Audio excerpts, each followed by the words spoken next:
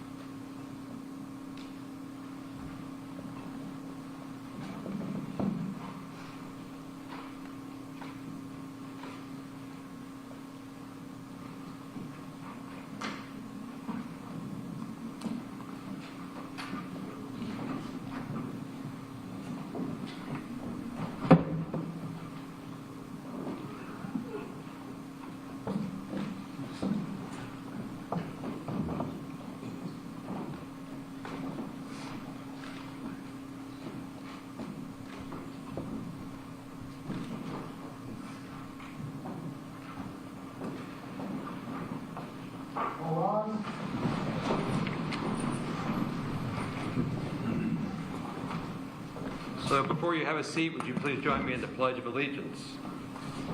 I pledge allegiance to the flag of the United States of America and to the republic for which it stands, one nation, under God, indivisible, with liberty and justice for all. Go ahead and be seated. Good morning.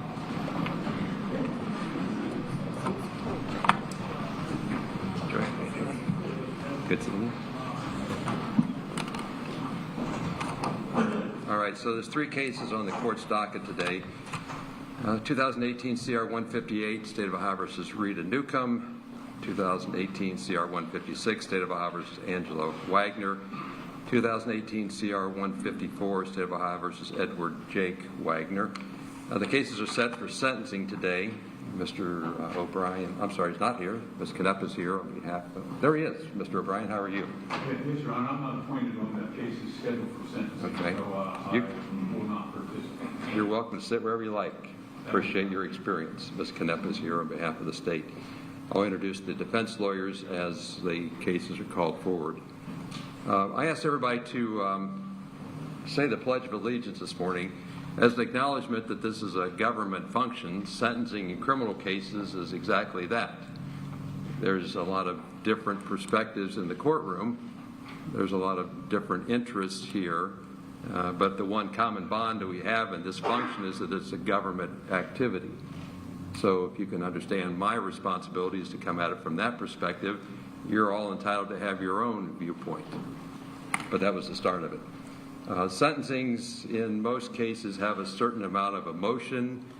The more egregious the case, the more difficult the facts, often the higher the emotions.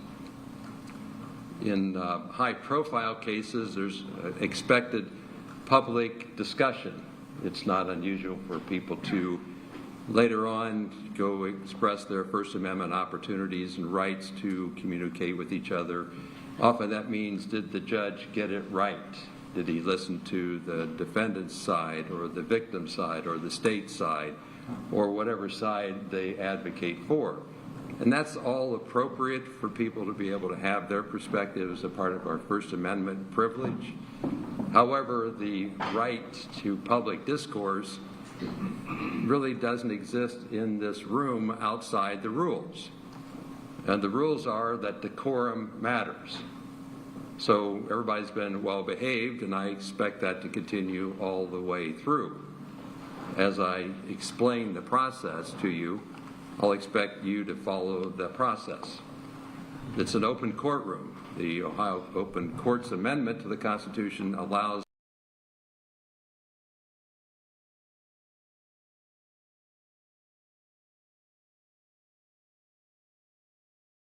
through the internet or whatever access. That's all appropriate, I get that. But the right to public discourse has its limits, so the privilege of being here is only as good as you are. If somebody wants to express their First Amendment rights during the course of the proceeding, I'll shut that down really quickly, because in this setting with emotions on all sides of the case, there won't be any spirited debate. That can all happen out on the street, but it's not going to happen in the room. With regard to some preliminary matters, I want to call attention to the fact that the court staff has done a fine job pointing me in the right direction, getting me to the right places, helping with scheduling. So I guess I want to acknowledge the Pike County Common Pleas Court staff, and then carry that a step further is to acknowledge the Pike County Sheriff's Department and the STAR transport team with regards to logistics and public safety. So to the extent that the sheriff provides a lot of resources, the court wants to acknowledge that also. The process today will be as follows. There's some legal matters to take care of with regard to Angela's case and Jake's case. Best way to introduce them that way. So I'll take care of those preliminary matters after the sentencing involving Rita Newcomb, because that's a relatively straightforward case. But with regard to the legal matters, what I'll do then is this. First, have the state make a recommendation on all three cases, have the victim's statement on all three cases, sentence Ms. Newcomb after hearing from her lawyer and her, then I'll switch to Angela Wagner's case, work on merger, then I'll work on Jake Wagner's case with regard to merger and sentencing. So we're going to do one state recommendation, we're going to do one victim statement that applies to all of them, and then we're going to individually sentence 3 people. There's a lawyer here on behalf of the victims, Ms. Gall or Golly? Yes, Your Honor. Thank you. Gall on behalf of the victims. Gall, G-A-L-L-E, but Gall. Thank you for being here. The only unresolved issue is whether or not the victim representative, who you identified as TR, would like that person's identity or their statement to be televised. They have the right to confidentiality, so I just need to know for the media how you want to do that. Your Honor, there are actually going to be 4 victims that would like to address the court, and for the Constitution and the Revised Code, they do have the right to be heard at any public proceeding involving sentencing, especially, and I can get citations for that if you'd like, but TR is actually not going to speak. It is going to be for others. I believe Angie Canepa is reading 2 of those statements on behalf of the victims, and then there's a mother that would like to speak, and a niece that would like to speak.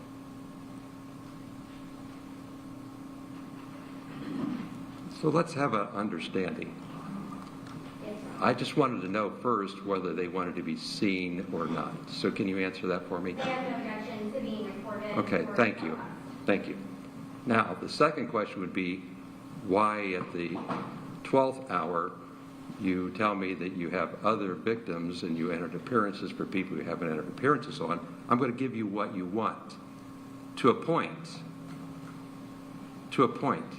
Because the obligation to come in and represent people doesn't mean to come in and change the script. So there's 10 minutes allocated to whatever 4 people are going to speak. I just need to have an identity for the record. If you want to use initials and give the court reporter their names, that'd be fine. But like you entering an appearance on behalf of somebody that doesn't want to speak really doesn't work for me. So don't answer that. Just understand that I'll give your 4 people 10 minutes, and I want their identity, and you want to give me initials, that's fine. Just write down their name so I have it for the record. Understand? Do you understand? Do you understand? I need to make a clear record for purposes. So you can make the record after we're done. Now, do you understand what I just said? Yes, and I'm Thank you. Okay, then sit down. Thank you. So, with regard to Ms. Newcomb's case, it's Mr. Gerlach, right? Yes, that's correct. Nice to meet you. So, appreciate your representation, Mr. Gerlach. Any questions about the process? This recommendation from the state on all 3 cases, then the victim, then your statement, your defendant's statement, and then I'll sentence. Understand all that? That's correct. Does that work for you? Yes, it works. Okay, good enough. So, Ms. Konepka, go ahead. I just want to clarify, Your Honor, you want me to make a recommendation for Ms. Newcomb? All 3. Okay. I would like to first place on the record, Your Honor, I did not file a written sentencing memorandum as to Ms. Newcomb.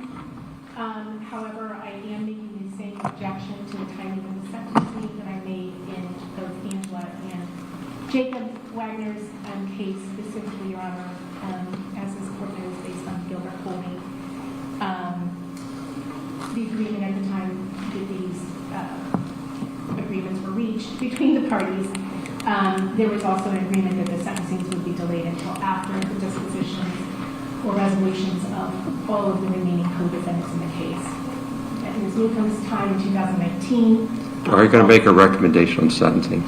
I am, Your Honor, but I got your objection. It's been in the record 5 times. I don't need to hear it again. It's overruled, so please make your the recommendation. court is going to overrule me, but I need to make a record. So, Mr. O'Brien, be ready to stand in, because there's no public debate today. The argument I'm hearing from your co-counsel has been beaten dead. It's been beaten dead. I asked her to make a sentencing recommendation. Okay. I asked her previously not to talk over me. The next thing that happens is she'll move to the back of the courtroom, and after that she'll be escorted out of the building, in which case you need to be ready to step in, because I'm not interested in old hash. She objected so many times, I have it in my sleep. I don't need it again. It's in the record. So I'm going to ask her again to make a sentencing recommendation on all 3 cases. If that doesn't work, then I'll take some disciplinary action. It's really easy to follow the rules until you don't have respect for the rules. So there's no debate today. We're just going to do this. I'd like you to be ready to step in case it doesn't work for her. Understand? Yes, Your Honor. Only thing I would say for the record is that I'm not privy to the previous plea agreements on Jake and Angela and Newcomb, so I need some time to review those before I would if required. I understand. Thank you. They're all in writing. Thanks. And at least I think that Ms. Canepa should be ready to proceed. I hope so. Recommendations on Yeah, all 3 cases. that's what I asked for. Now, recommendations. Certainly, Your Honor. Regarding Ms. Newcomb, Your Honor, I'm deferring to the court on that. We did not have an agreed sentence in that case, and she has been very cooperative, and she did testify in George's case, and the case has been obviously pending for 5 years now, slightly more than 5 years now, slightly under 5 years, I guess, since her plea. And so I would defer to the court as to what Ms. Newcomb's sentence should be. As to Ms. Wagner, Angela Wagner, I'll proffer my objections after the court hearing so that I don't disturb the court any further on that. But I would simply ask the court to go along with the joint recommendation of 30 years. I know Mr. Crankheim filed a sentencing memorandum in which he indicated that per recent ruling, I believe December 9th, the court can only run 2 of the gun specifications consecutively. There are 6-year gun specs on multiple offenses, so of course the state would request that the court impose the 6-year gun specifications as the 2 counts. And then I don't really care how else the court gets to the 30 jointly recommended sentence. As to, I will note for the record that Ms. Wagner did appear and testify in her son's case, George Wagner's, in 2022, and the state believed, or believes still, that she testified truthfully in that case, so I would put that on the record as well.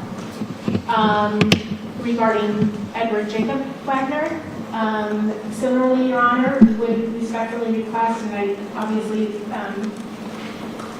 did forward sentencing memorandums, that basically says the same things, but that we would request that the court go along with the joint recommendation in this case, which is specifically, and I provided a chart to the court, just because I know at some point the court has to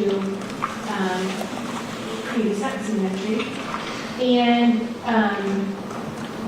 outlaying what the maximum sentence is in each of those. That was the joint recommendation, is that he receive maximum consecutive sentences. I think at the time that Judge Deering took the plea, obviously he also indicated he would be going along with the joint recommendations for what that's worth. And I believe during the colloquy with Mr. Wagner, he did ask him if he understood that he would probably, that he would not live outside of prison. And Mr. Wagner indicated that he understood that. The sentence that was jointly recommended is the same sentence that his brother, George Wagner, got, and they are very similarly situated in that both of them went up on the hill that night and were responsible for the deaths of these 8 individuals, I should say, and on Fort Road. So again, Your Honor, I would respectfully request that the court impose the jointly recommended sentences. These were very carefully negotiated and constructed agreements. Both parties were fully represented, and these were the recommendations of all the parties involved. Thank you very much. So, Ms. Gall, how do you want to introduce your first victim? Initials? Yes, Your Honor. Okay, so who's first? Andrea Shoemaker, she does not. Oh, okay. Thank you, Ms. She's the Shoemaker. mother of- Go ahead. Thank you, Ms. Shoemaker. Just stand, if you would. Right there is fine. The court reporter is the most important person here. She needs to hear what happened, so go ahead. Thank you. Andrea Shoemaker, I'm Hannah Hazel Gilbert's mom. You three helped plan, carry out, and murder my grandson, Rhoden, who was 6 months old, laying in the bed between his mom and dad, Frankie, Rhoden, Hannah Hazel Gilly, let alone your granddaughter's mother. How greedy of a grandmother are you? How greedy. You killed your granddaughter's mother. You're evil. You're evil. You are the spawn of Satan. And the Satan is Billy Wagner. You are the evilest mother to help plan, carry out, and take the lives of 3 other mothers. My daughter was only 20, and you want 30 years of your life behind bars? 30? She was 20! 20! She never even got to buy alcohol. She got 6 months of her life with her kid. 6 months. And Hannah Mae Rhoden, the love of your life, Jake Wagner. The love of your life. Your daughter's mother. She got 4 days. Kylie Rhoden got 4 days. Do you know what kind of questions I have to answer? First, it was bad people came in. Next, they seen your faces on the news. So guess what? I had to explain more. Because they're not little kids no more. They're not 6 months old. They're not 4 days old. Ruger's soon to be 10. 10 years he's been without a daddy to teach him how to fish, to teach him how to hunt, to do all the man things. He has to depend on uncles, cousins. Because of you, Jake. Greedy Jake Wagner. You. I want you to suffer. This is what I want. And I've told all BCI. I want your mother to live and you boys to die as well as your dad. I want you to die so your mom feels the heartache of what it's like to bury a child. It's a heartache that never goes away. I hate you. You ruined my life. You ruined innocent children's lives. I hope you die. I pray every day you die. I pray your grandchildren and your children never want anything to do with you. And I hope they never do. I hope your daughter hates you with a passion and as much heart as I hate you, Jake Wagner. You shook my hand and acted as if you was my fucking friend. After you shot my daughter 5 times in the head. 5 times? Man, why her son laid between them. And Hannah Mae, she's holding her little girl. And you shot her. How cold and evil. You are the spawn of Satan. I'll say it again. Spawns of Satan, you and your brother. And you, evilness, created them. And Miss Rita, I feel so sorry for you because I know you're ashamed to have such a daughter and grandsons that evil. Because you was the first to feel the guilt and say you were sorry, and it was your Christian duty to tell the truth. So I have not very many words for you.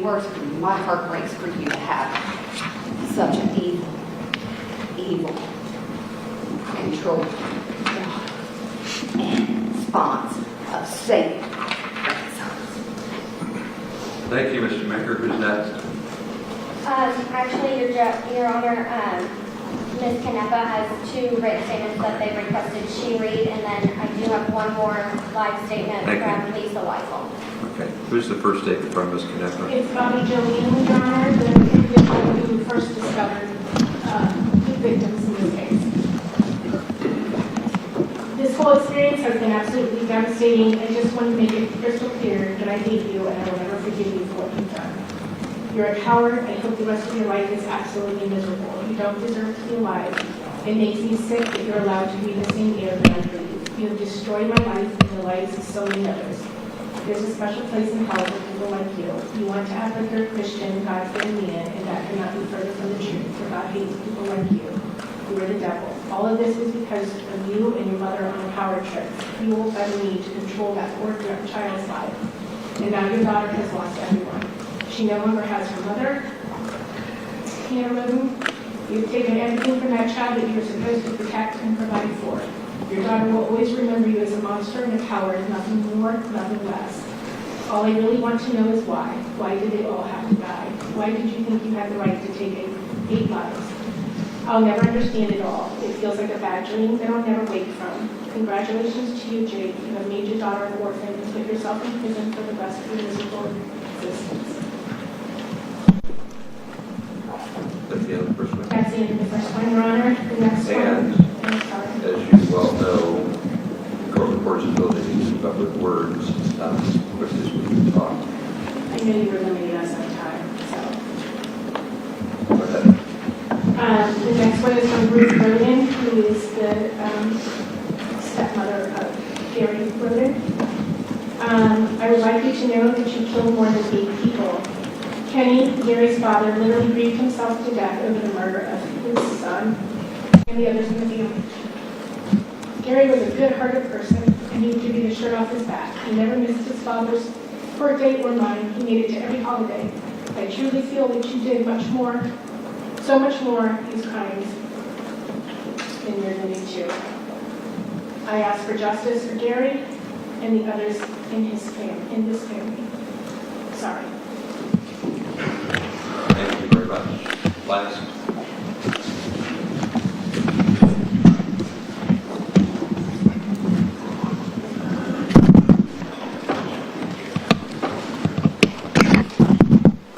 What's your name, please?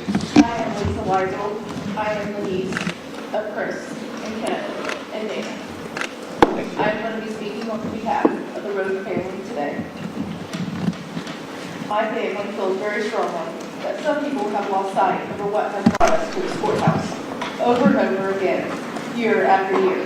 Let me quickly remind you of the magnitude, the severity of this tragedy. This monstrous crime is the largest mass murder in Ohio. 8 people were brutally murdered, 2 young mothers and 1 young father. And I'm going to drop the baby's place I do. It is nearing the 9-year anniversary, and I assure you, no one wants justice more than our family. However, we do not agree with making hasty decisions to get it over with. We want all responsible parties to be shown no mercy, just like our family was shown no mercy. We can only pray that actions that take place in this courtroom today will not dismantle the justice that still has not been served. The Wagner family are master manipulators. It will tell of what the lies to fit their narrative. They are a true danger to society, and this crime is nothing to be taken lightly or play jeopardy with. And on behalf of me, and what I have to say, Jake, we are no longer a family. You've said that over and over. We will always be family. No, we will not.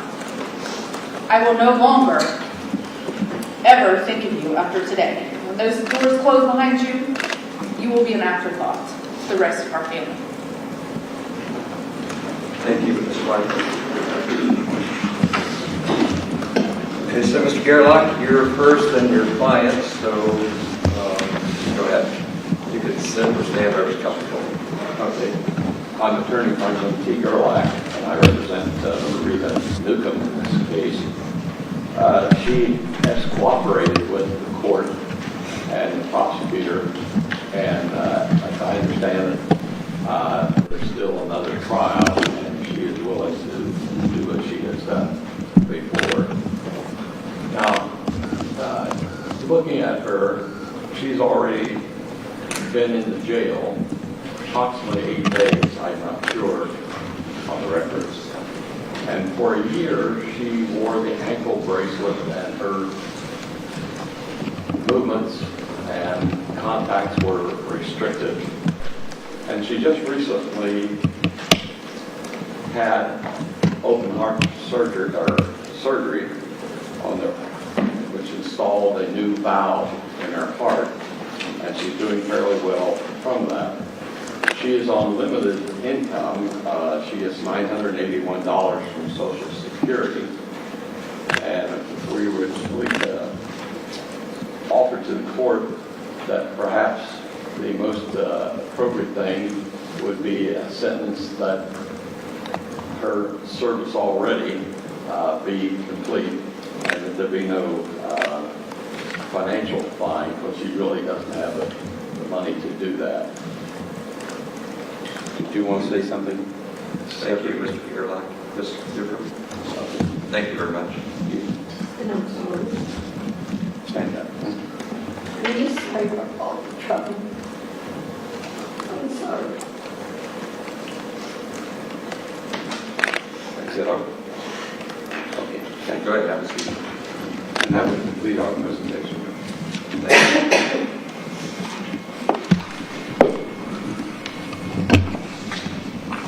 So this offense is called obstructing official business. It's a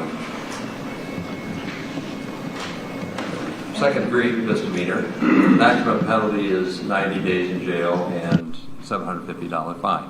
So that's the way the plea agreement was presented to the court. Those are the maximums defined by law. The other charges, whatever they were dismissed, so they're of no concern. With regard to the outcome, the probation department's been monitoring her behavior since 2018 and gives no negative reports. So that's a crystal ball in one respect, because the past often predicts the future, but it doesn't have to.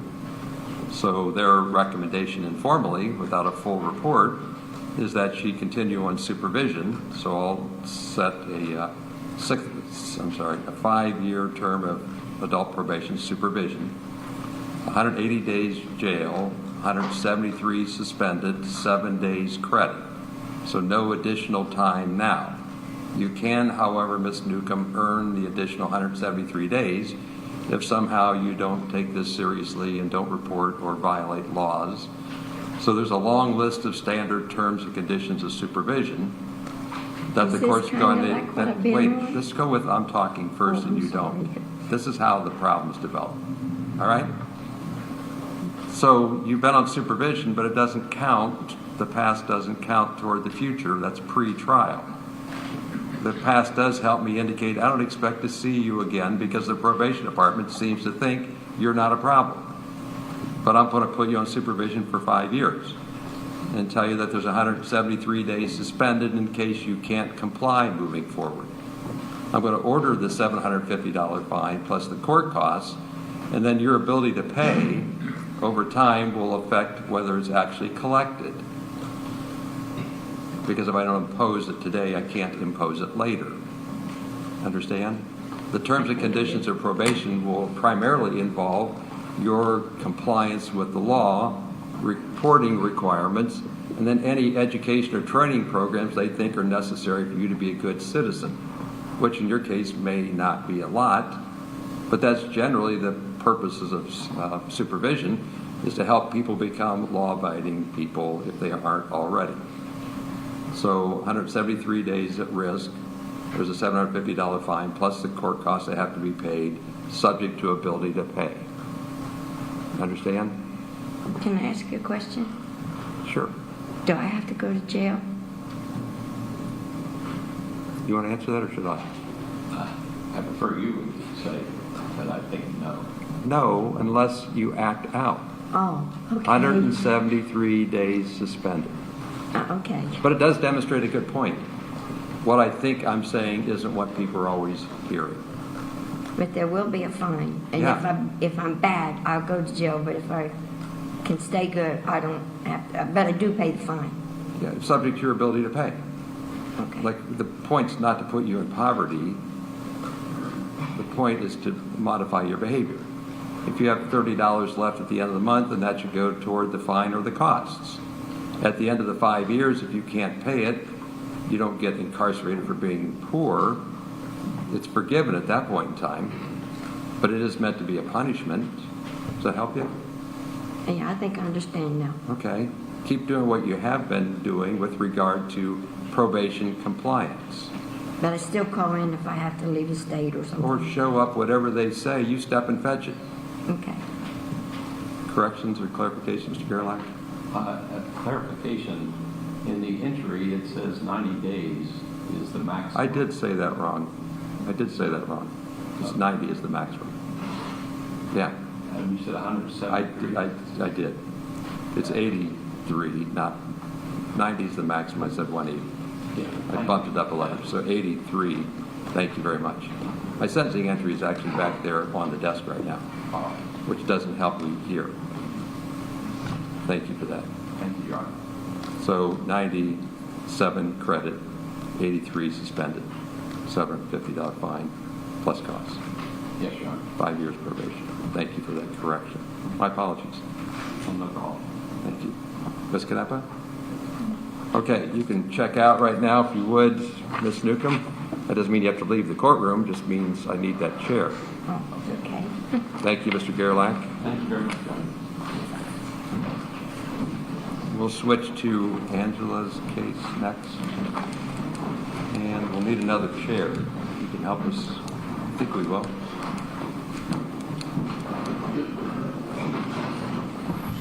I don't have it.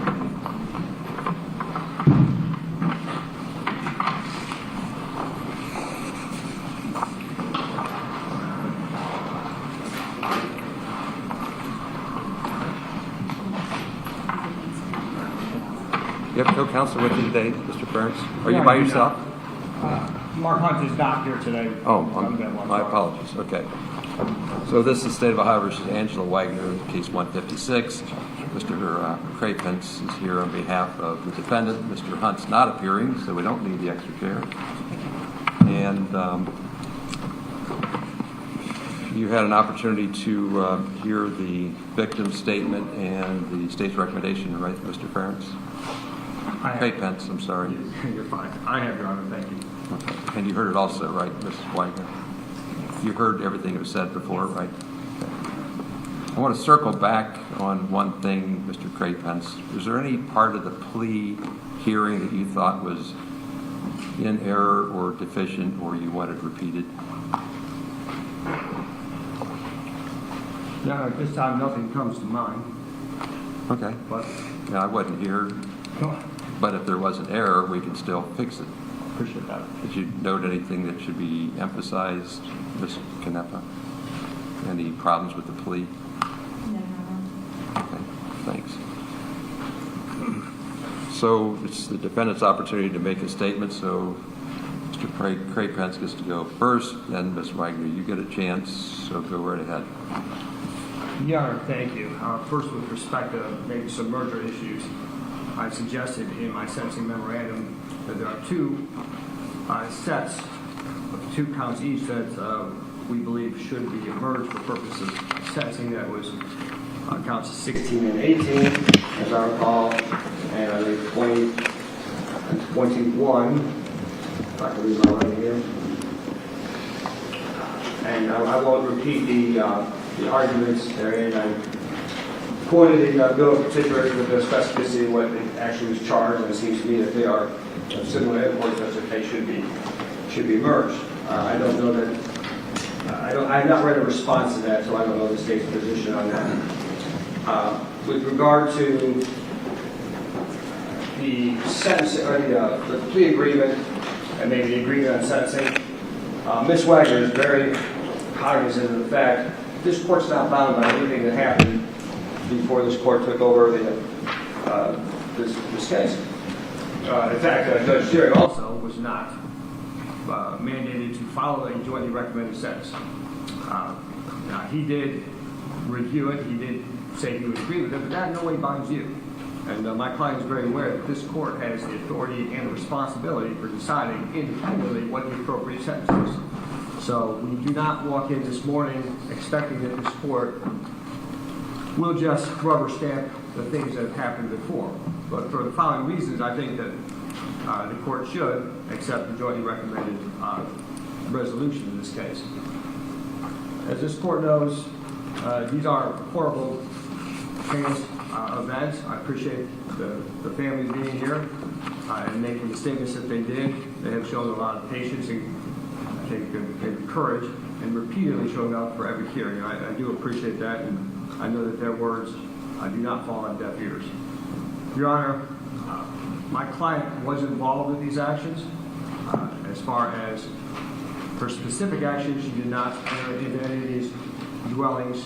She did not bring a gun personally. She did not pull a trigger. She did not directly cause the death of these folks. That said, she was aware of it. She took her own steps to try to assist in that plan. And that is something that she has taken responsibility for. In addition to taking responsibility, she has come into this courtroom and she's testified against her son. And that was a task that was not very easy for her. It was important for her to do so, but it was also very important for the state. The state knew that the remaining cases after Jake had entered his plea were still not 100%, not an absolute win, because one person saying something sometimes without corroboration isn't enough to sway a jury to prove beyond a reasonable doubt. It's very important for them to have Ms. Wagner come in and testify and corroborate the testimony, the evidence, and the facts that Jake had testified to. Toward that end, after Jake had proffered, we never let Angela review the statement, the proffer, because we wanted to keep a clean wall between the two of them, such that she was not parroting back what somebody else had said. And I think it proved her value to the state as a witness. And it's because of those efforts that the state entered into this agreement, which I know the state probably didn't like, but felt it was necessary, and I think that they probably made the right call. Ms. Wagner has lived up to her end. She will continue to live up to her end of the deal, which again doesn't bind this court. I do want the court to know that she has provided me this morning with a list and some certifications of completion of some programs that she's taken while she's been incarcerated for a very lengthy time in Delaware County. And I count offhand, I'm not going to read them all, but I count probably 40 to 50 different programs that she has completed. She has found something of a niche, and she's been in one place so long. She's been entrusted to act as a trustee, but also has taken it upon herself to mentor young women who come in to the jail, and then they come out, and they come back in, and she's told me many stories about the revolving door of women that she's met and been able to help. I believe that she, for the next more than almost 25 years of her life, will have a purpose. I know that she is the type of person who will listen, who will help to counsel, who will try to direct younger women into the right direction, a path that she hopes that they will take. She has done as much as she can possibly do to improve herself, her situation, and to give back. She has written a statement at the appropriate time. I would ask support to allow her to read that as well. All that to say, Your Honor, I believe that the jointly recommended sentence is appropriate. I know that in the plea agreement, we had agreed to a specific sentence for each of these counts. However, as my addendum to the sentencing memorandum indicated, I don't think that we can follow that because of how the Supreme Court has interpreted the law with regard to firearms investigations. I did include, it was yesterday at some point, a suggestion of how to arrive at the same, if the court is inclined to, and do so in compliance with, I believe, would be the appropriate legal framework. Thank you. Thank you. Ms. Canepa, do you agree that 18 merges into 16 and 19 merges into 20?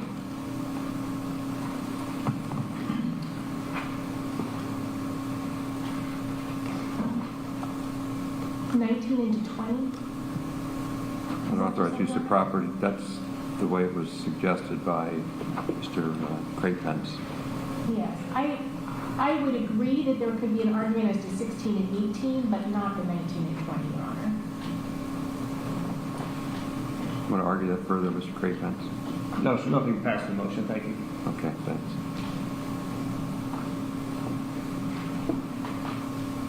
So I looked at the bill of particulars and read the indictment. I don't have all the discovery when I read through the trial transcript. I can agree that 19 merges into 20 and 16 merges into 18 merges into 16. So I presume you would have the court sentence on the higher level felonies, Ms. Canepa? Yes, please. So Your Honor. 16 is a felony 3 and 20 is a felony 4, so there'll be no sentences imposed on 18 and 19. They merge into 16 and 20. That being said, it's your turn, Ms. Wagner, for your statement.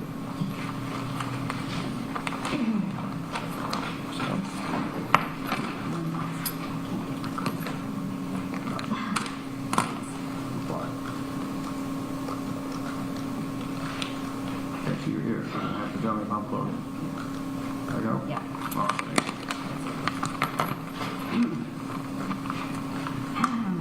I've spent my whole life trying to be the opposite of everyone that I knew. Not too fluffy, not too wordless, not too strict, not too controlling, not divorced, not too ungrateful. The perfect daughter, wife, mother, grandmother, perfect person. Always striving for perfection, thinking that that was what was wanted of me. All of this had been stuffed down so far that I didn't even know who that woman was.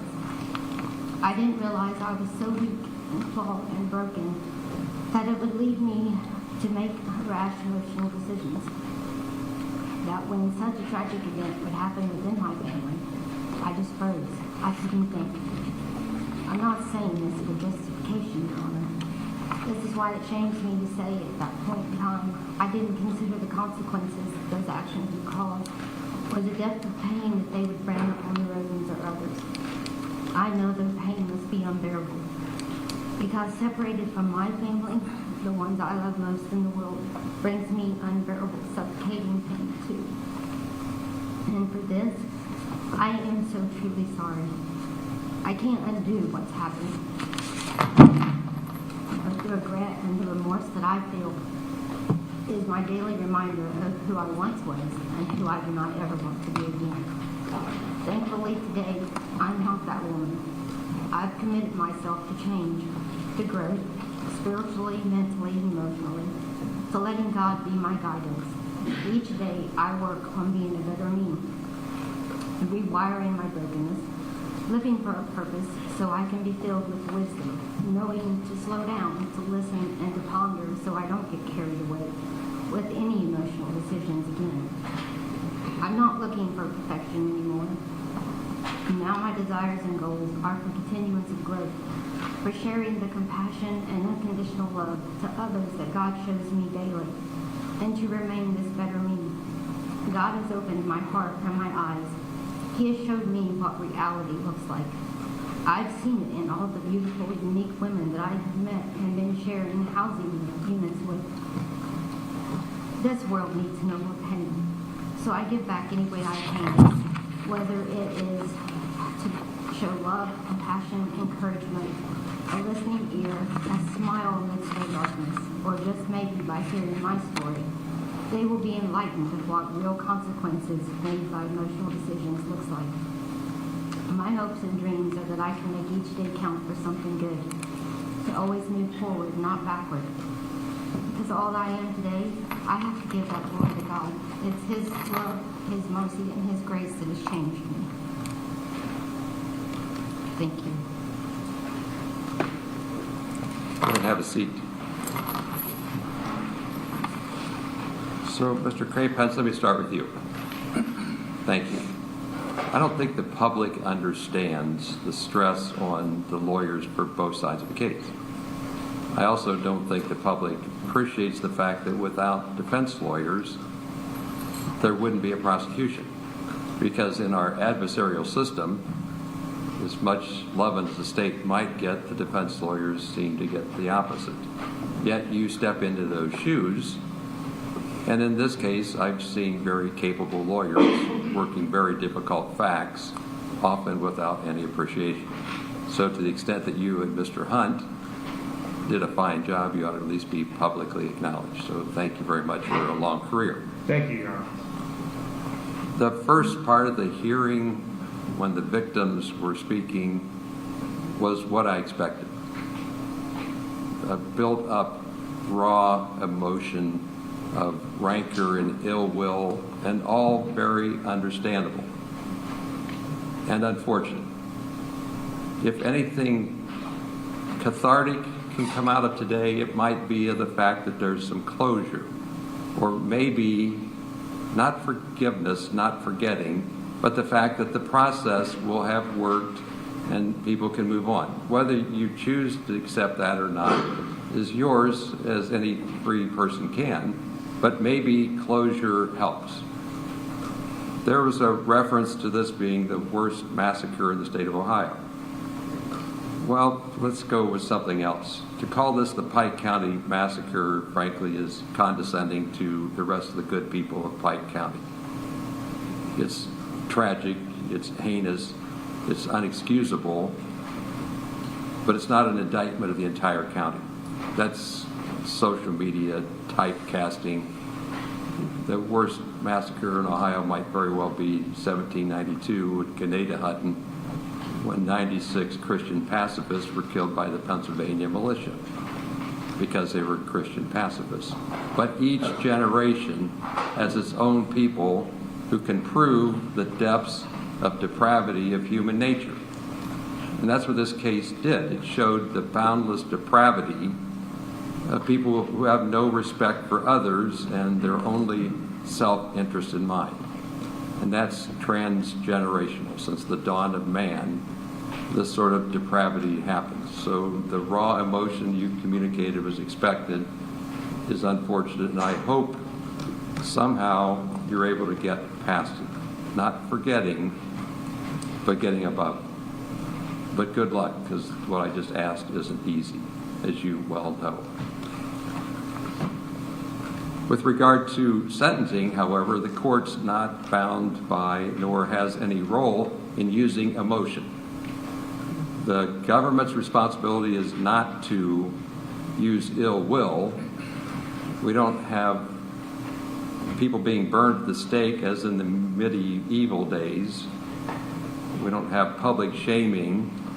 We don't have a remedy that works. We have analytical guidelines that courts are supposed to follow in imposing sentence. It's not meant to be emotionally driven. So I wipe all the emotion and follow the sentencing factors. The first set of factors are whether the case is more serious or less serious. Clearly, it's a more serious offense for all the reasons stated in the statute. Whether recidivism is likely is the second set of factors. Well, there's a long sentence coming.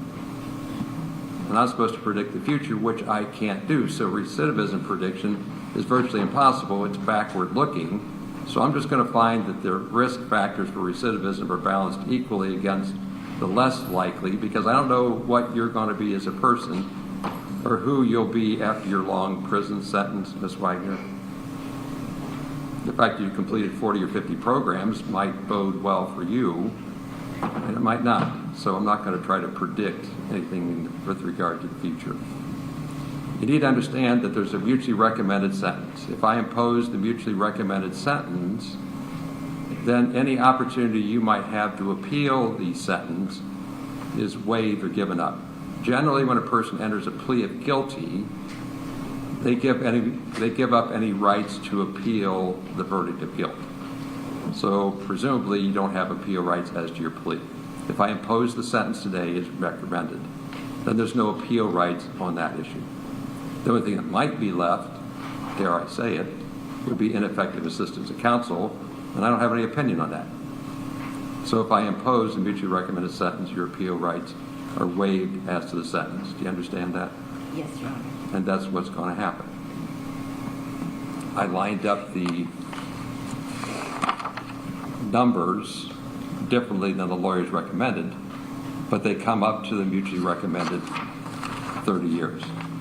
So for purposes of the record, with regards to count number 9, complicity to aggravated murder, I impose a 9-year prison sentence. On counts 10, 11, 12, and 13, I impose a 9-year prison sentence. That's an aggravated burglary. For unlawful possession of dangerous ordnance, count 14, the maximum 12 months in prison. For counts 15 and 17, tampering with evidence, 3 years in prison. Count 16, tampering with evidence, 3 years in prison. No sentence on forgery, no sentence on unauthorized use because they merge. On unlawful interception of the oral communication, 18 months in prison. And then for the obstructing justice in count 21, 12 months in prison. And then engaging in a pattern of corrupt activity, 9 years in prison. Mr. Crapens is right to remind me of the recent case of Beatty. I saw that come rolling out first week of December. Maybe that was in my entry 2 weeks ago with regard to having to follow the mandates. A lot of people might think judges have unlimited reign, if you will, to impose sentence when in fact we have pages and pages and volumes of rules and case authority on how to impose a sentence. So the Beatty case tells me that there's a mandatory duty with regard to the firearm specifications to impose the maximum 6 years consecutively to each other. So there's a firearm silencer specification that has to be imposed on count 9 and count 22. So there's 6 years plus 6 years is 12. With regard to 9 more years for the aggravated burglary charges, those run concurrently with each other, consecutive to the firearm specification. So we're at 6 plus 6 plus 9.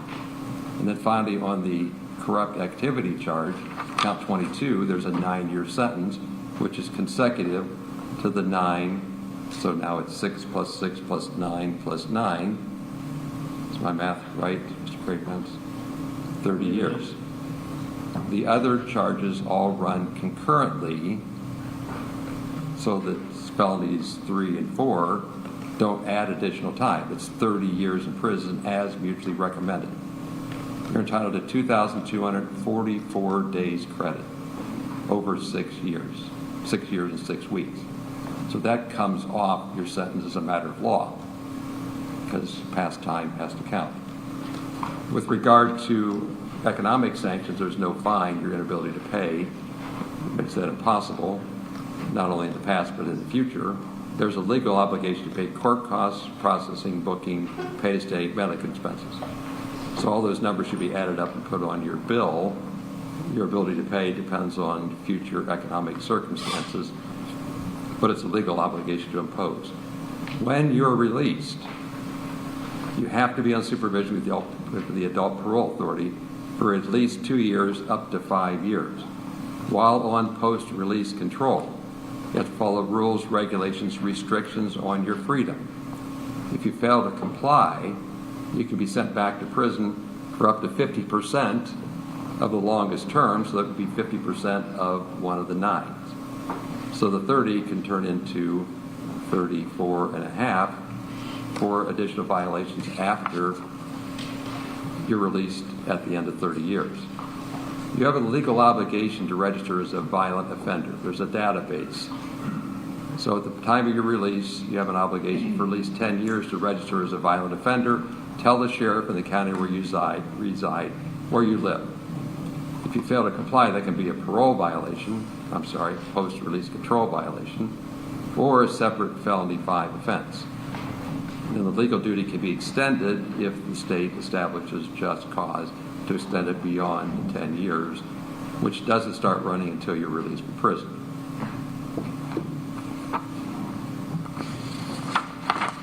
Did I overlook anything, Ms. Kneppa? Mr. Crapens? No, Your Honor. My client has signed an affidavit of agency coming in. Thank you. Yes, I'll hand this back to you. You can have the filing done.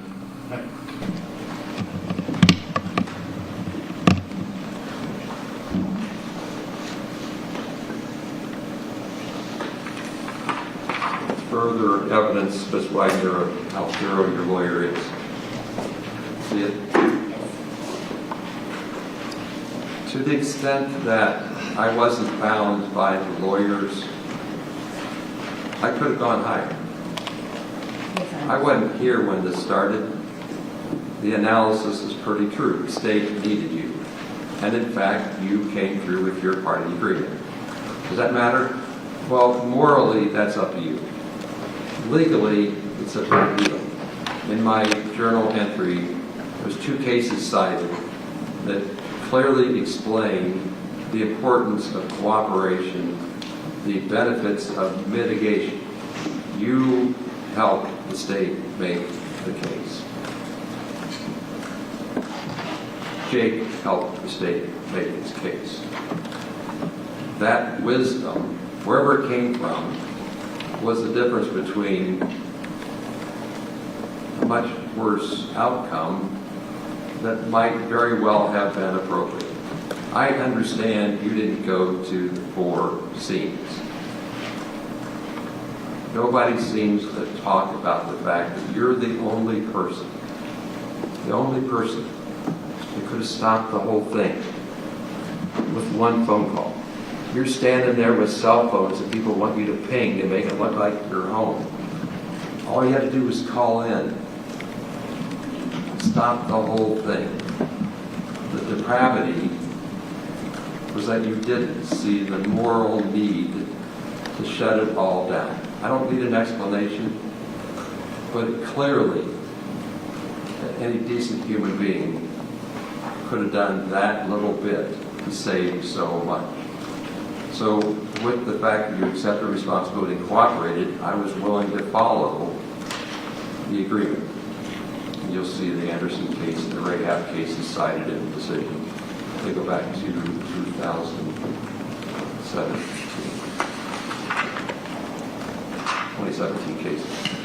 The Supreme Court made it really clear twice in the same term the importance in the system of having people accept responsibility and cooperate. So for you, that's the only silver lining. That concludes that case. Ms. Wagner, they're going to walk you out the side door and move you on. Thank you, Mr. Craven. It's my pleasure to meet you. Thank you, my pleasure. Have a good day.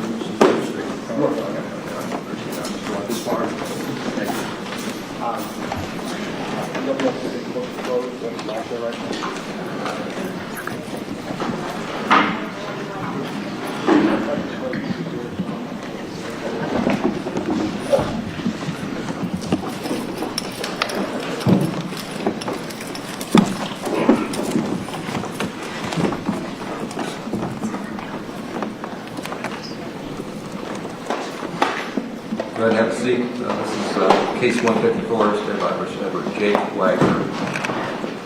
Mr. McVeigh's here on behalf of the defendant, Ms. Roberts. The new tire is also here.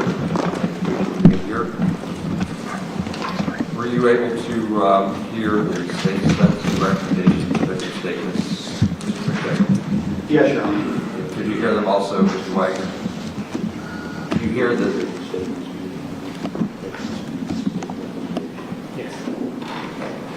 Do you have any issues or corrections you wished with regard to the plea proceeding, Mr. McVeigh? No, Your Honor. Think of anything on this case, Ms. Canepa? No, Your Honor. So what we'll do then is allow the defense attorneys to make their statements. You get a chance to make your statement. Choose to do so, Mr. Wagner. So that's how we'll proceed. Understand?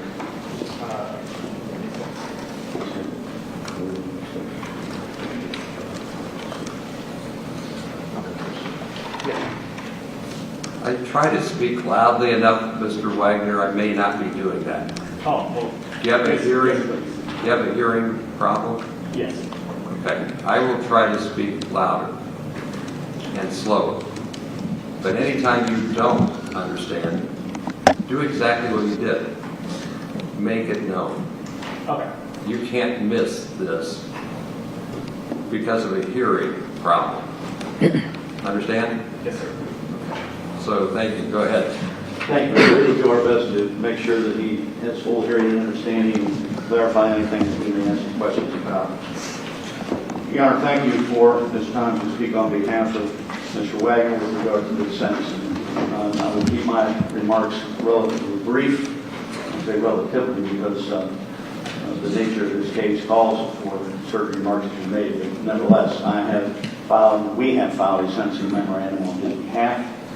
This court is well aware of all of the proceedings with this case, the joint recommendation of sentence, the plea agreement that had been entered into, as well as a defendant's agreement that was entered into, and Mr. Wagner has complied with up to this date and would continue to comply with. Again, my remarks will be brief, not because this is not a serious case. No one could, in their right mind, argue or anyone else that this case is not serious.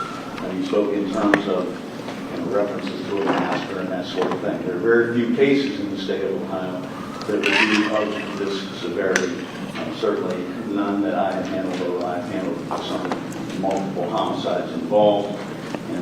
But out of respect for the family, the parties, and all involved here, given that this has been litigated, it's been tried, in one instance at least, over the last 6 years, there's very little that I can say that someone hasn't already heard. What I would indicate to this court is that we did enter into, Mr. Wagner and prior counsel entered into an agreed plea agreement, a joint recommendation of sentence with the state of Ohio in this regard. That agreed joint recommendation of sentence was 8 consecutive sentences of life without parole for each of the aggravated murders involved herein. And it was also indicated that we would stipulate, agreed to waive and stipulate maximum consecutive sentences are both warranted, necessary, and appropriate in this case. I believe that probably would address the questions of merger. We know that Mr. Wagner knows that it's up to the court when it comes to sentencing. What I would indicate to the court is that he is fully aware that in entering the pleas that he did, he would be subject to a maximum possible sentence of 8 times life without parole, an additional 160 years if sentences were imposed to the maximum consecutive, and that 78 of the 160 additional years would be mandatory sentences. Again, the parties stipulated, or that we stipulated, Mr. Wagner stipulated to the necessity that consecutive sentence, maximum consecutive sentences were warranted, necessary, and appropriate in this case in order to effect the agreement of the state of Ohio. Again, Mr. Wagner understood what his maximum sentence could be. He understands and understood then that it would be up to the court as to what sentencing would be, but certainly he entered his pleas knowingly, intelligently, and voluntarily, knowing that he was subject to the maximum sentences as already addressed of 8 times life without parole plus an additional 160 years. He also understands with the joint recommendation of sentence, and he understood this at the time of entering his plea, that with the joint recommendation of sentence, he would not be able to appeal the sentence of the court if the joint recommendation of sentence wasn't imposed by the court. So I think he sits here before you fully knowing what those possible sentences are. He did at the time of entering the plea, and knowingly knows what the maximum would be. I believe I've addressed the issues of merger that the court wanted us to do, or asked the court, or asked us to provide additional information in that regards. Your Honor, I could stand here with myself and my colleagues in the Office of the Ohio Public Defender, having met with, dealt with, and worked with Jay Wagner over the last 6+ years. There's many things that we could say. And I could reference that my colleagues had told me, or things that I could tell you about the meetings and conversations I've had with Mr. Wagner. But I think, in all fairness and honesty to all parties involved here, that what probably speaks with Jake Wagner more than anything is the extent and the value of his cooperation in this matter. He referenced it in the sentencing of his mother, Angela Wagner, that without his information, perhaps convictions would not have been obtained, pleas would not have been entered, and the state wouldn't be in the position where they are today. So again, I think that speaks to Mr. Jake Wagner as much as anything I can say on his behalf here today. Your Honor, I believe that, at least by our calculations, we have 2,244 days of jail time credit. If that calculation is correct, I believe that was from a date of arrest of November 13th of 2018. I believe it's close, if it's not completely accurate, Your Honor. And I ask the court to take notice of that. I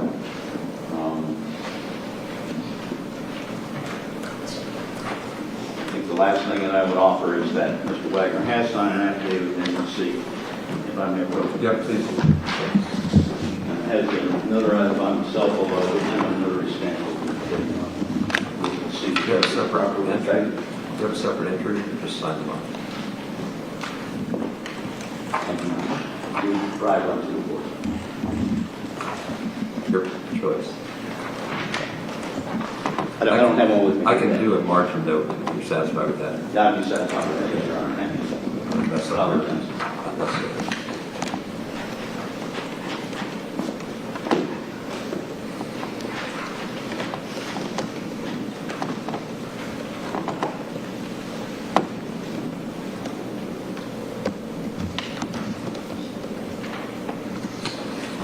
There you are. Back to you. Thank you, Your Honor. That's all you have, Mr. McVeigh? Your Honor, I would just conclude by saying that, again, we did make a jointly recommended sentence. Mr. Wagner understands what his duties and responsibilities and promises have been in the plea agreement, in the defense agreement. And, I believe that Mr. Wagner is a man of his word. Thank you. Thank you. Ms. Roberts, care to add anything? No, thank you, Your Honor. With regard to merger, Ms. Naka, same argument, same discussion? Yes, Your Honor. Okay. I suppose the court will reach the same conclusion. Yeah, the same conclusion. So I think the merger is the same in this case as it was in Angela's. Academic as it might be, it's nonetheless essential to get it right. Your turn, Mr. Wagner. Anything you want to say? Actually, Your Honor, I have a lot I want to say. But it's all right. Just pull the mic closer if you would. Try to keep your voice projected. Can you hear me now? Yes. No, I have a lot I want to say, but if it's okay with you, instead of looking at you, I would like to look at the victims because they are who I really want to You're speak to. entitled to do that. You don't do that? You can. Oh, I can? You're entitled to do that. Oh, I can. Okay. Yeah, so whatever's comfortable. You can stand if you want, you can face them, you can face me. Just make sure no disrespect happens. No disrespect, Your Honor. Go ahead.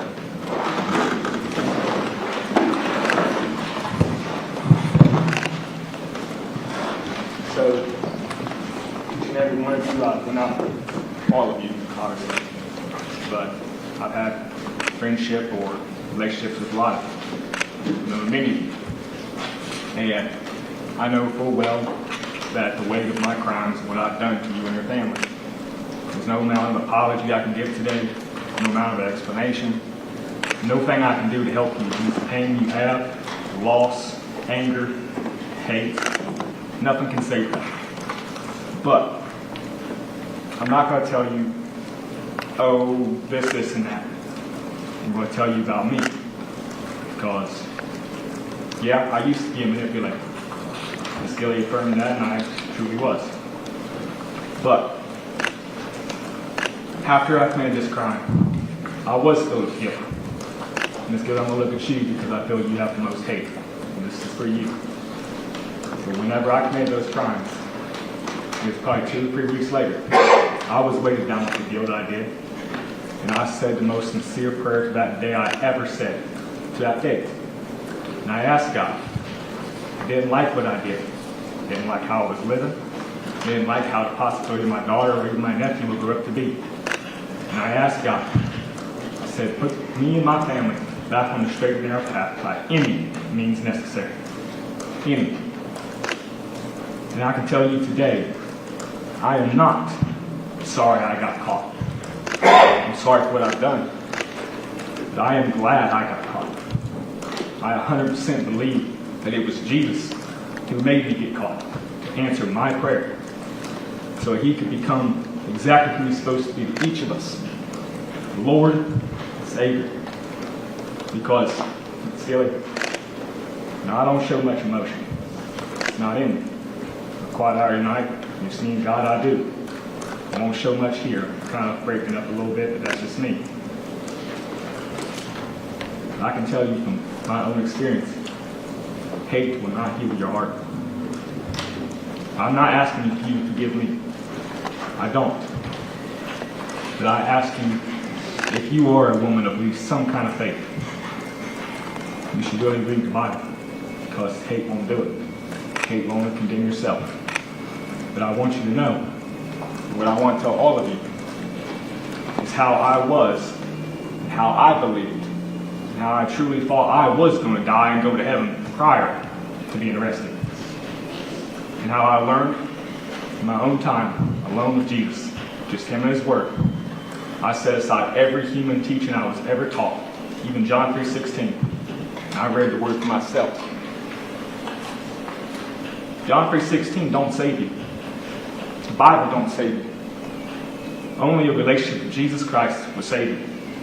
And he did not promise one place in his word. I don't know how many of you have ever read the Bible. He's never promised he will save you from hell. He promised that he came here to save you from sin, to unleash you from the captivity of sin. We're all weak. We all fall short of the glory of God.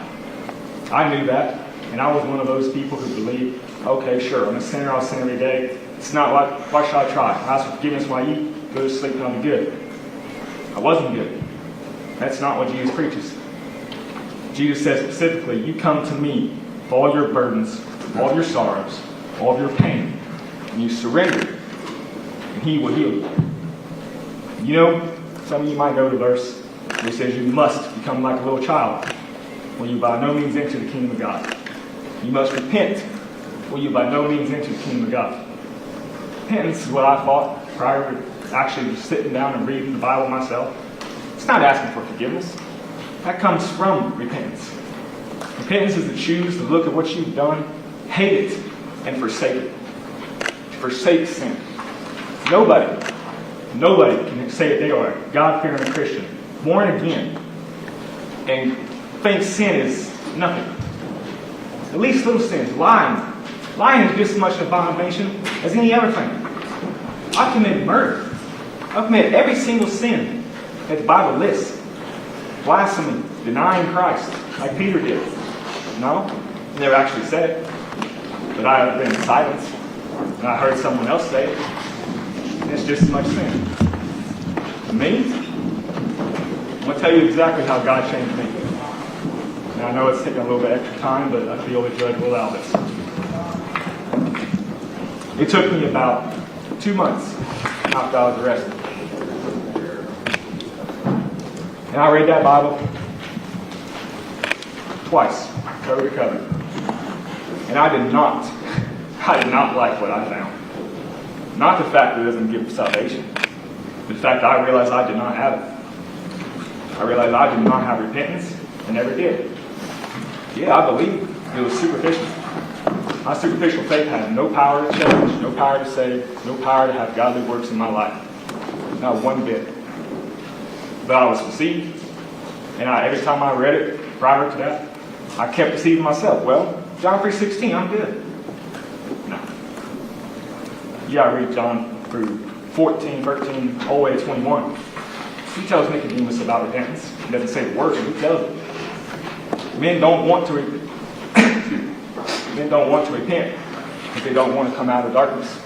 Because their deeds will be brought into the light and be reproved. That's repentance. You know what we ask Jesus to do? Save us. Change us. Because we're sinners. He does not call us into a life of sin and just save us from that. No, he calls us into a relationship so that he can transform our life. so we will be adequate ambassadors of Christ on earth in his love and his forgiveness. Whenever, seeing this feelings back, but when all of you guys can probably have the same feeling that she does. And she said that, no, I wasn't crying on my eyes. My heart was breaking for her, just as it breaks for all of you. Because you may be in the darkness that I was in. The hate is the darkness. And I can tell you, not in spite, but I'm not miserable. I don't live in misery. I've experienced your loss. I've experienced your pain. This is my mom mentioned. Because I believe that God done this to me so he could help me have the compassion and empathy to feel what you guys have felt. Shoot, he's taken my daughter from me, my nephew, those two more than precious people in my life. And he's done that, I believe, so that I would know how he feels about all his lost children. And that's what I do. I don't need to tell you about how good I am or this and that or what the things I do, because it's not important. I tell you this only because I care for each of you, each of your pain, each of your loss and your sorrow, because kind of like what they mentioned before, the judge mentioned, it's not about forgetting. Past is in the past. Strive for the future. But I can tell you this, I don't forget what I've done prior to my born-again moment. And I would describe it to you, but there's really no sense in doing it here. But whenever I was born again, I stopped forgetting. I didn't try to forget. I told my testimony to everybody I come across. I told it to them so that they may know that sin's not okay. Crime is not okay. It does hurt more than just us. It hurts everyone around us. Everyone we've known, we don't even realize we're hurting. And there's a consequence to that. And I'm fully aware of my plea. I'm fully aware of the mercy that I've already received. And I am completely willing and ready to pay my consequence for my crimes here. But I want you to know that I have joy and peace and love in my life every day. It doesn't mean I don't suffer the loneliness or pain every now and then. It comes. And when it comes strongly.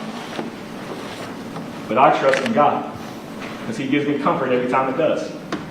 And what he does for me, he can do for you. And I'm not trying to make myself look big and think big shot on the news and all that stuff. Because I know everybody and everybody. But many people are going to criticize what I say today. And don't get me wrong. Now you can see I did not write this down. Because for the past 3.5 years I have been thinking about what to say. How I can help you. Not justify myself, fix it, or anything for myself. The right word is. But how I can help you. Each and every one of you. Even my daughter, wherever she may be. Everyone else who I've hurt. I want you to know the love and forgiveness that Christ has for you. So that he can bring good, as he promises, out of this terrible situation to help those who still have the opportunity to be helped. And I'm going to tell you one example of that. Mr. Wagner, start wrapping it up, will you? Less than 3 minutes. All right. One thing, and I want to tell you, Sheriff, not all the details. If I came in contact with another inmate, this is after my plea.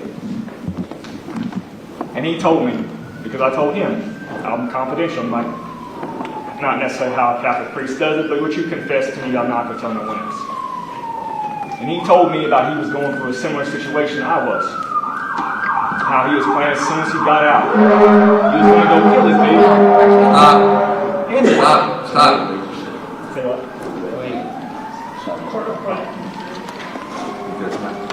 Wait. Okay. Go ahead. 2 minutes. Well, I was able to spend time with him a lot. And I was able to share with him what my consequences and the pain I've caused to so many people. And I was able to lead him to making a choice for Jesus. And not to commit to doing what he said he was going to do. And you know, there's so many people out there who have gone through so many things that you've gone through, sometimes even worse than what you've gone through. And I've read of so many testimonies how they have brought God glory through the evil that has happened. Both on my side, the offender, and even on the offended side, showing his forgiveness. And I tell you, forgiveness is a powerful thing. You know, so much the hardest heart you'll ever see. And I do that every day with my testimony. My fellow inmates, my brothers. I love them. I shout out to them. And I don't care how much I get persecuted for being called a snitch, for being called everything under the sun. And it's odd because they don't criticize me for what I did, for the crime. They criticize me for taking the plea. They criticize me for standing up here and doing this, what I did for my brother. All of that. Mr. Wagner, wrap it up, will you please? My last sentence. I'm sorry. I just want you to know, Jesus has a cost. Obedience, repentance, and total commitment. And when you do that, as I've done, if you've all done it, I don't know, you will transform your life. I hope you all have been touched by that, and at least somewhat plant a seed that your hearts may be healed, at least somewhere. And I do pray for you all. That's all I got to say. Have a seat. Thank you, Mr. Wagner. Nothing further from the defense. Thank you very much.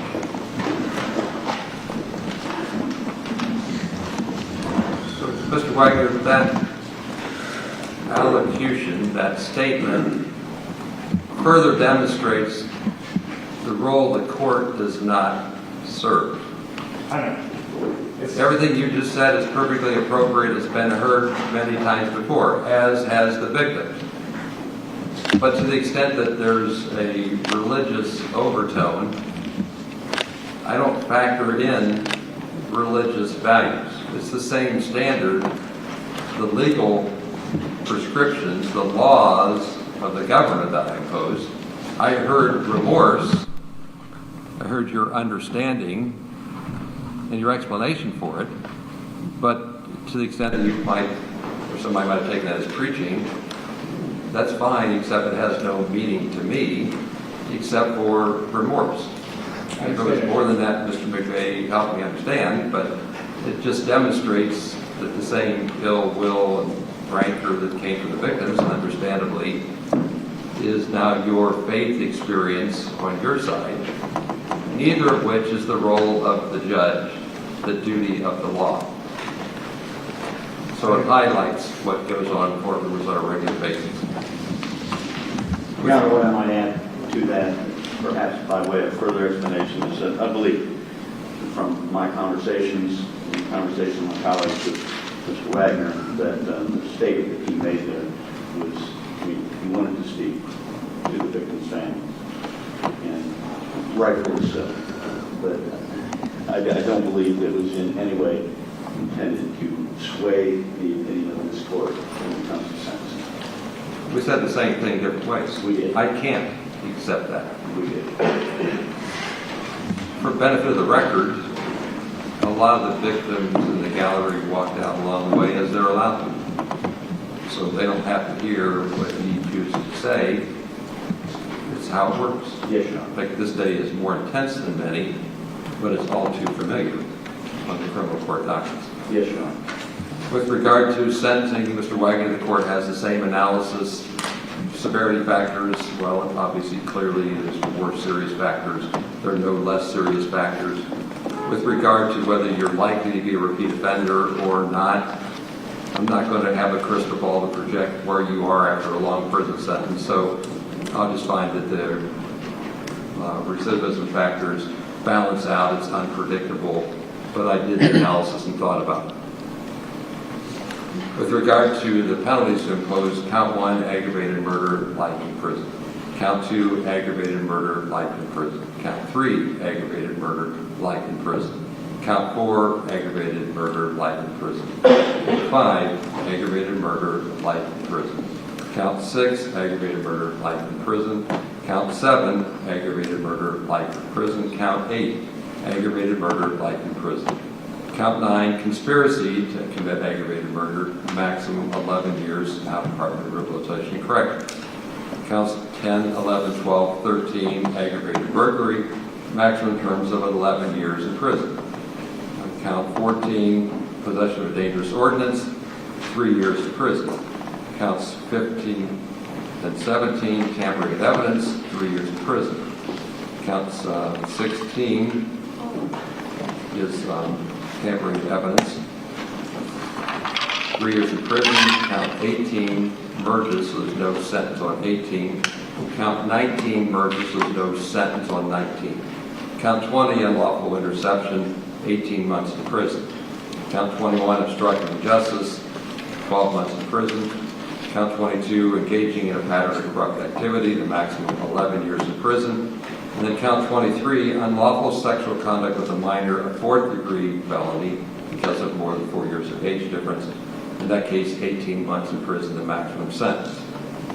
With regard to firearm specifications, the court's duty-bound under the recent Beatty case to impose mandatory 6 years on the first firearm spec taken from count 1 and 6 years on the firearm specification found in count 2. You're entitled to 2,244 days of jail time credit up through and including today. You're required to register as a violent offender. You also have sex offender registration requirements. The sex offender registration requirements apply upon any release from prison, which would be for a period of 25 years, registering at least every 6 months with the sheriff in the county where you reside. And if you change your address, take into employment, then you have to change your registration anytime you change your variable. The violent offender database, as you heard earlier, is a 10-year registration which can be extended. And if you fail to comply with the sex offender registration or the violent offender registration, that can be a violation of any terms of release or a separate felony at the time. The Chief Justice appoints retired assigned judges to work on cases where there's conflicts or problems. And I take that very seriously. It's a privilege after retirement to be granted the opportunity to come back and continue to help my colleagues. That's why I get out of bed every day. There's a need, there's a problem, maybe a skill to apply to resolve the need and the problem. That's how I got here. We talked about this with your dad months ago. I got 2 problems when I walked into this case. I'm going to explain the 2 problems. The first problem was a recommendation on your case that was the same as it was on your brother's, life without parole, which is what he got, right? How did he get there? He went to trial. He had 10 weeks of trial, and he had thousands of dollars and dozens of witnesses and emotional energy and staff energy, people energy, resources energy to get him to his conviction. Yet the recommendation here is the same, giving you no credit for all the cooperation that you gave. As Mr. McKinney said, you don't have corroboration of a cooperative witness, you may not have any case. So I have to resolve the first problem is how is it that I'm supposed to treat you the same when in fact you didn't act the same? That's the first problem. The second problem is how do I resolve the good deal that your mom got? 30 years is a really long time. That's a really good deal for the level of the conduct, especially since she could have stopped the whole thing dead in its tracks before it ever happened. And I don't let her off the hook because she didn't go to the scene. I put her equally responsible because the eyes of the law put her equally responsible. So my second problem is how do I resolve what looks to me like some sort of gender violence? And here's how I resolve it. I give you the opportunity of parole after 20 years on your prison sentence.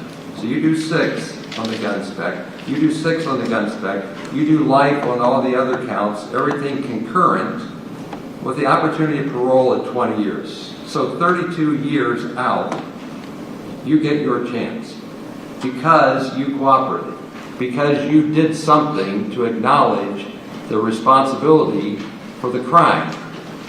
That's not a feel, but that's as close as I can come to solving the problem that's handed to me by these ancient plea agreements. If everybody wants the last judge's sentencing deal, they should have sentenced him under the last judge. Everybody knew Judge Deering was gone right after the last trial. But nobody rushed it in to get it, and when I show up, I solve the problems the way I'm supposed to. So you get your chance to talk to the parole board 32 years from now. And then they do their job, whatever it might be. So I'm not going to sign off on a deal where you get the same for cooperating as your brother does for going to trial. There's the explanation. Court costs, processing, booking, pay to state medical expenses, have to pay as a legal obligation. There's no victim restitution because they have civil remedies available. So you can go ahead and be excused. We're going to register you under both those registries. And we're going to take a break. So we're going to go off the record. Thank you to the lawyers.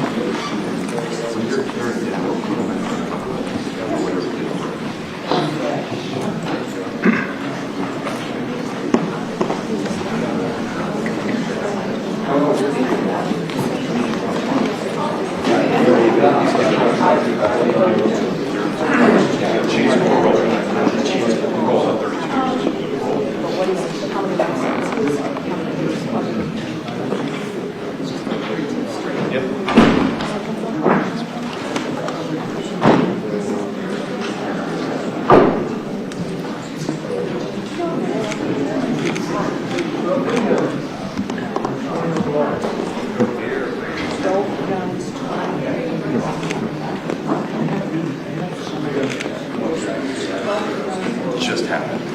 We just recessed. The judge, at the last minute, said, because Jake cooperated his brother. So he said, 2 years with a chance for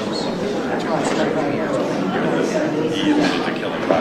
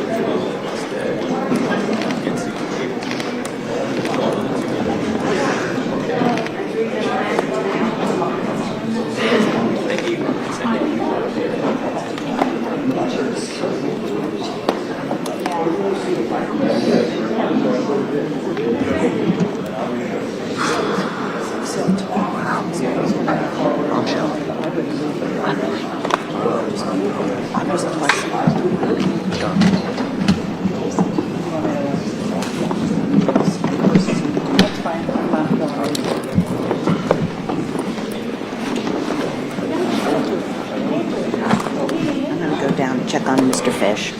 Yeah, tell him I don't put it on channel 2 because I was told to get the mics. Yeah. And it's very echoey. I did when they read. They said they couldn't hear her. They can hear her if they brought it up because she was coming through. So just tell him, because I'm feeding through my TV, I can't mix the channels, supposedly. I did at the anchor. He hasn't said anything about the audio. Okay, well, the other guy said, I can hear her. Like, it's there. I know it's there. They just got to boost it. Oh, okay. So I just kept it on all the time. I just explained to them that's why I did that. It sounded very echoey with what the judge would talk, and it's not perfectly clean. Yeah. And then when he spoke, obviously, they had the mic up in front of him. Yeah, so. yeah. Wow, what a bombshell, huh? Holy shit. Yeah. He gave him 32 years and he gets out. He gets to law. Well, he goes parole. He goes to parole. He gets the law. But he gets his right to go to parole hearing, so. Yeah. Isn't that right? 'Cause I mean, Yeah, I that's think what he we're gets all to like. That's what we're all walk. back here going. I think he gets to go to a parole board. Yeah. Wow. After killing all those people. Wow, wow, wow. And all that BS that he was battling. Oh my God. I'm zoned out after about the third sentence. I got him walking out too. Yeah. So Fish was like, "Go, you have to go get her," and I was like, "You go."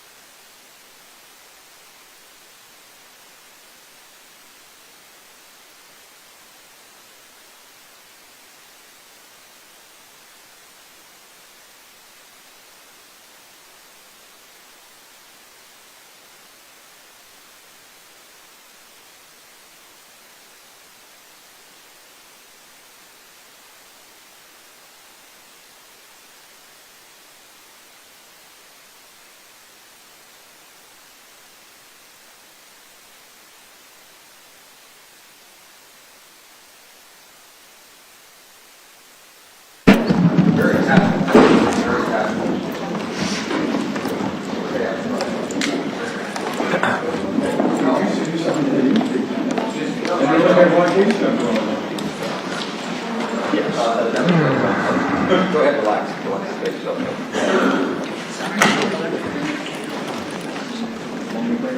If you're ready to go, yeah. Do you need anything? Mark, when you guys ready? Sandwich to the next door? Pardon? Sandwich to the next door? No, good idea, though. For hot dogs, if they head downstairs. Wasn't it? Whatever it was, I went down there and I was like, oh my God. Very cute.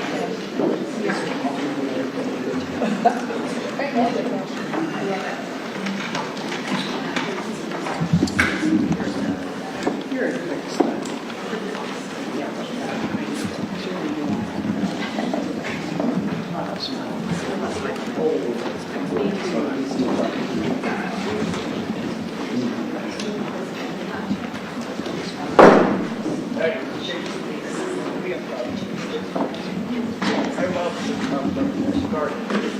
One of the lawyers told me this morning had a flat tire on the way down. So you know something like that's going to happen. It's inevitable.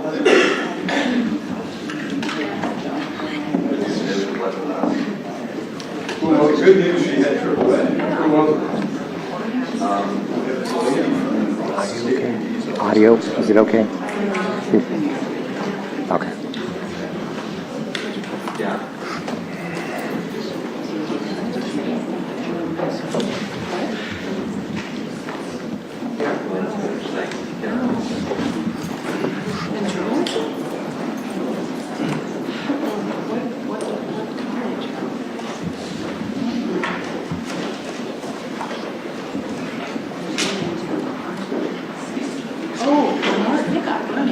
Yes, I do. I work with him all the time. Yeah, Bert.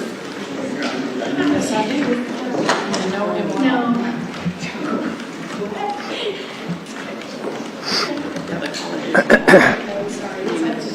He's on the side of right past words.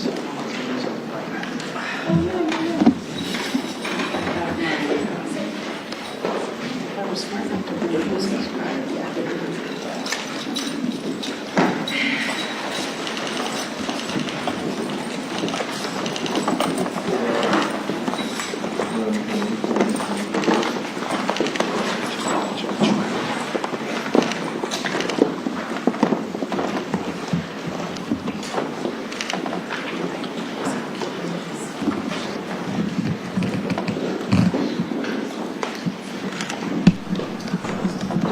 Okay, go ahead and have seats. Right, 2018 CR 157, State of Iowa versus George Wagner III. Set for motion hearing today. Mr. Collins, Mr. Hayes, Ms. Anstead, Ms. Stevens are here for defense. Mr. O'Brien, Ms. Canepa here for the state. I think there's two matters for the record versus defendant's motion from last December, renewing a motion regarding other acts testimony. So it'd be like the scope of admissibility. And then the court's willingness to hear re-argument with regard to the death penalty specifications. So we'll try to knock those two things out of the ballpark here. I don't know, Mr. Collins, Mr. Hayes, you want to talk about the motion? I think it's pretty much oral argument, but maybe it's hearing, but evidence. I thank you very much. I please the court on behalf of our client, Your Honor. We received the government's response at 12:36 last night. I didn't look at it until this morning around 8:30. So with the court's indulgence, we kind of split this up. We're going to let Ms. Stevens make the argument, the oral argument. But I guess would you? I'm sorry. I didn't see any of it yet, so you're still ahead of me. Okay. Go ahead. Would you like a copy? They're probably just going to get in the way, so we're good. It might have been filed. I just don't get things because I don't have a I staff. thought I emailed it to you at the same time. You emailed me to at them. 12:36 last night. It's in my inbox. I left to get here at 6 this morning. No problems. I just don't live on the web. Yeah. Yeah, like I'm good with all like not finding fault with anybody. I'm just saying you're ahead of me. I read the motions. I looked at the transcripts from the past.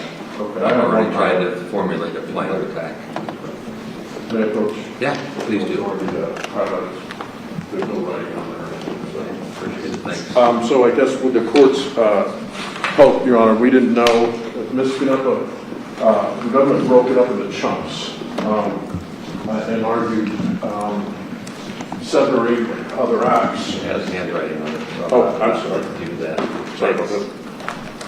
Thank you. You would be able to read mine. The government, Your Honor, took each concept in different chunks, and there's maybe 7 to 10 other acts in each of the chunks, so we either argue in chunks, Your Honor, or in big areas, or if you'd like us to go through every single other act, we're prepared to do that as well, that they listed from their February of 2021. So Ms. Stevens can address that, or we could talk about each one, whatever the court would entertain. Why don't you just start globally, chunks, if you will.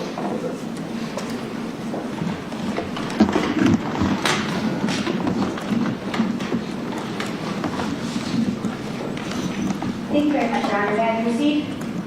You sure can. May it please the court. Firstly, Your Honor, the state of Ohio's response relies on the Supreme Court case decided in 2020, State v. Hartman.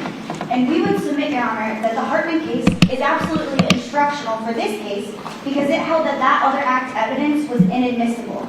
Evidence of the same character that we submit that the state is seeking to introduce with this other act evidence. In addressing, Your Honor, the state's first chunk of an argument, it uses identity. And it uses identity as an umbrella argument, stating that identity is an issue in this case. However, Your Honor, we would submit that just because identity is an issue in this case, it's not a license for a prosecutor to introduce any type of allegation going back in perpetuity against a defendant. And that's what we have here. The state of Ohio has evidence in the record contrary to modus operandi or the identity of the other act evidence in which it seeks to introduce. In the Hartman case, Your Honor, the Supreme Court held that similar act evidence is only relevant. Thank you, Your Honor. I apologize. In the Hartman case, the Supreme Court held that similar act evidence is relevant only if the jury can reasonably conclude that the act occurred and the defendant was the actor. In almost every other act that was listed in 2021, our client, Your Honor, Billy Wagner, was not the actor of the other act evidence that the state of Ohio seeks to introduce. And the state has evidence, Your Honor, evidence in the record that Billy was not there. Billy was not present for this conversation. Billy did not threaten. That Billy lived with his mother at the time that the state is seeking to introduce these other acts. Identity, Your Honor, as the court is aware, is a permissible purpose under 404B when there is a modus operandi, when there's evidence, indicia of modus operandi. We would submit, Your Honor, that none of the information, none of the other act evidence that the state has provided conforms with, shows that there's a modus operandi here. As the court's aware, modus operandi means literally a method of working.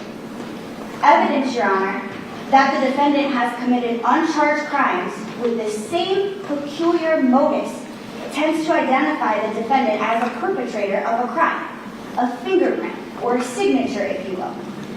The court may have heard it as a strikingly similar doctrine. An example of such, Your Honor, of a modus operandi type for which another act can be admitted into a trial would be something like a fingerprint or a signature. A serial killer shaving the head of his or her victims after every killing. Taking trophies from every type of murder. That is the modus operandi, that is the exception that the Supreme Court of Ohio contemplates. But the state argues that identity here is absolutely an issue and that therefore modus operandi is an issue. We would submit, Your Honor, that modus operandi is not an issue. The utility of modus operandi, Your Honor, comes from its connection with the current crime through shared characteristics that make the conduct unique to the perpetrator. Here, Your Honor, the accused perpetrator is Billy Wagner. There is no fingerprint like of someone who is not our client hacking a Facebook. And these are just examples, Your Honor, of the other act evidence that the state is trying to introduce for Mr. Wagner's trial. There's nothing modus operandi about any of the evidence that the state seeks to admit. As far as common scheme evidence, Your Honor, the Hartman case is also instructive on how this court should rule. Other acts that are admissible for a plan or common scheme must be so inextricably linked, and the other acts must be of the nature that they are carried out in furtherance of the same overall plan. Evidence of a common plan design refers to a larger criminal scheme, of which the crime charged is only a portion. That's what the Hartman case held.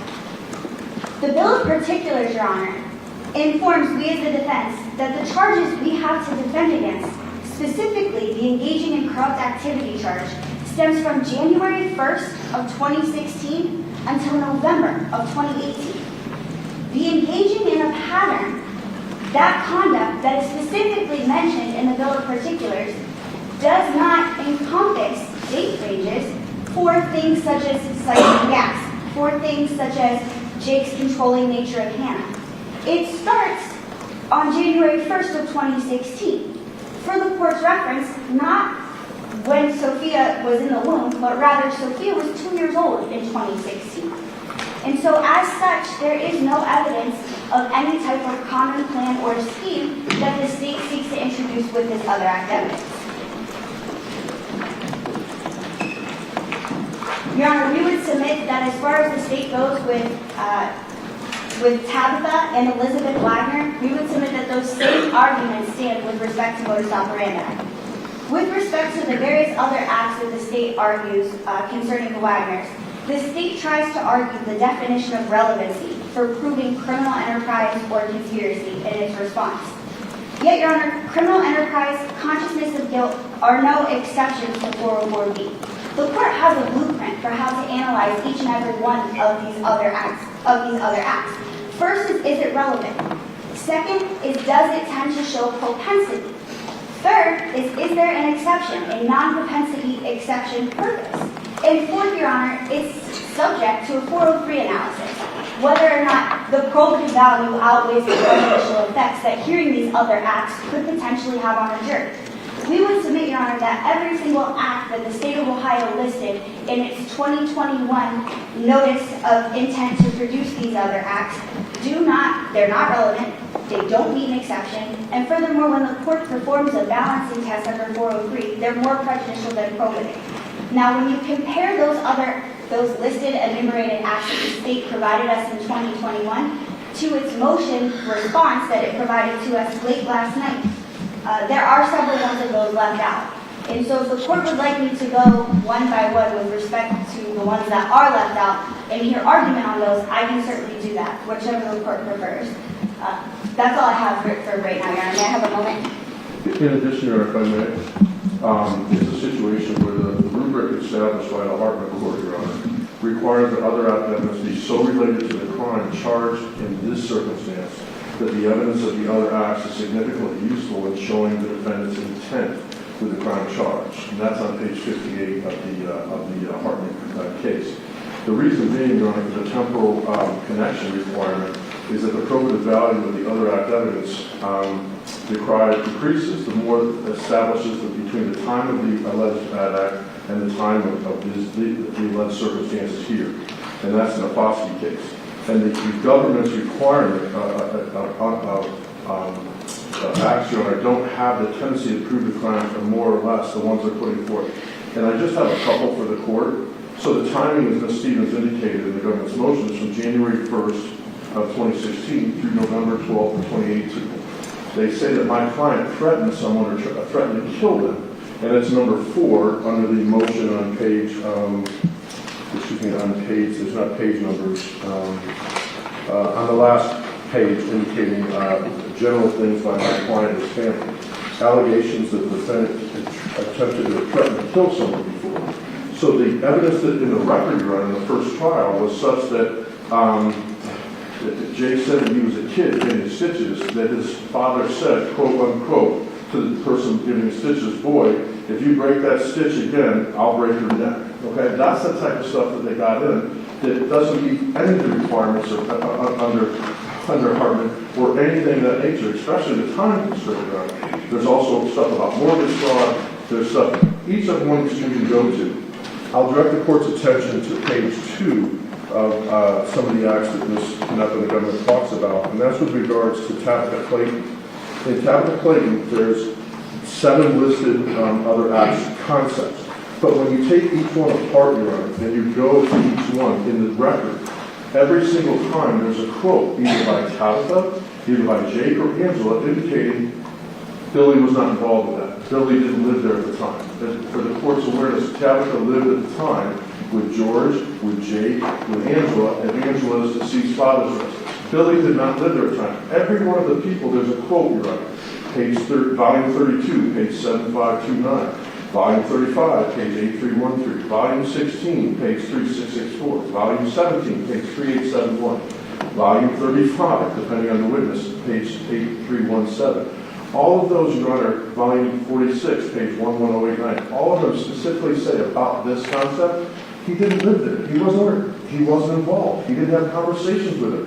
So to impute this to Billy, Your Honor, these are the types of things that when you get to the specifics, it just doesn't make a lot of sense and it doesn't comply with the analysis that the court has to go through, Your Honor.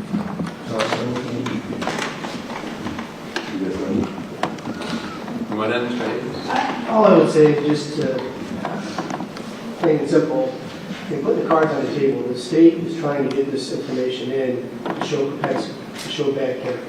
That's the sole purpose. There's not a nexus. There's not a connection to the crime in and of itself. That was the basis, although even reading through the first transcript, there was a lot of other act evidence that wasn't objected to. But it is a basis of that deal in the first trial as well, in the assignment of error. The other act evidence wasn't out in. We don't see the connection. The majority of this is all tenuous. It does not connect to the inclination to prove identity or motives that Billy Wagner committed to murder to himself. Did these issues go up to the Court of Appeals out of George's court? Correct. Was there a decision? I don't believe there was a decision. I can't speak definitively. Still pending. Thanks. One less needle to look for. Your turn, Mr. Knapp. Go ahead. Thank you, Your Honor. I guess, the state filed its notice of intent to use other acts evidence back in 2021. I recognize that what they have done, I think, is to go through the transcript and things that came in George's trial that they think should not come in Billy's trial. And the state will readily concede that we agree that some of that will not.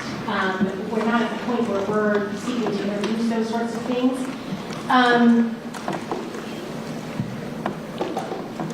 Lost my train of thought, sorry. But we were saying things like Billy didn't live there at the time when Tabitha was there. That's not true. There was a time where Billy was living at the Flying W to help take care of his ailing father. But he would still come over to the house every day, and there was testimony that he did arrive at the end of one of the events there. I guess my general position is it's premature for the court to make rulings on these individual issues. I believe the court has said at least a few times that you've been spending some time with the transcript. But until it's offered, some of this stuff I think came in through George Wagner's testimony, which certainly will not be coming in Billy's. I mean, George talked about a lot of other act stuff. But there are things that are, as this court knows, they're charged with a RICO case, which requires the state to establish a criminal enterprise. And, there are going to be things that are relevant to that. The same thing with the conspiracy, Your Honor. In the motion in mind that you do not have,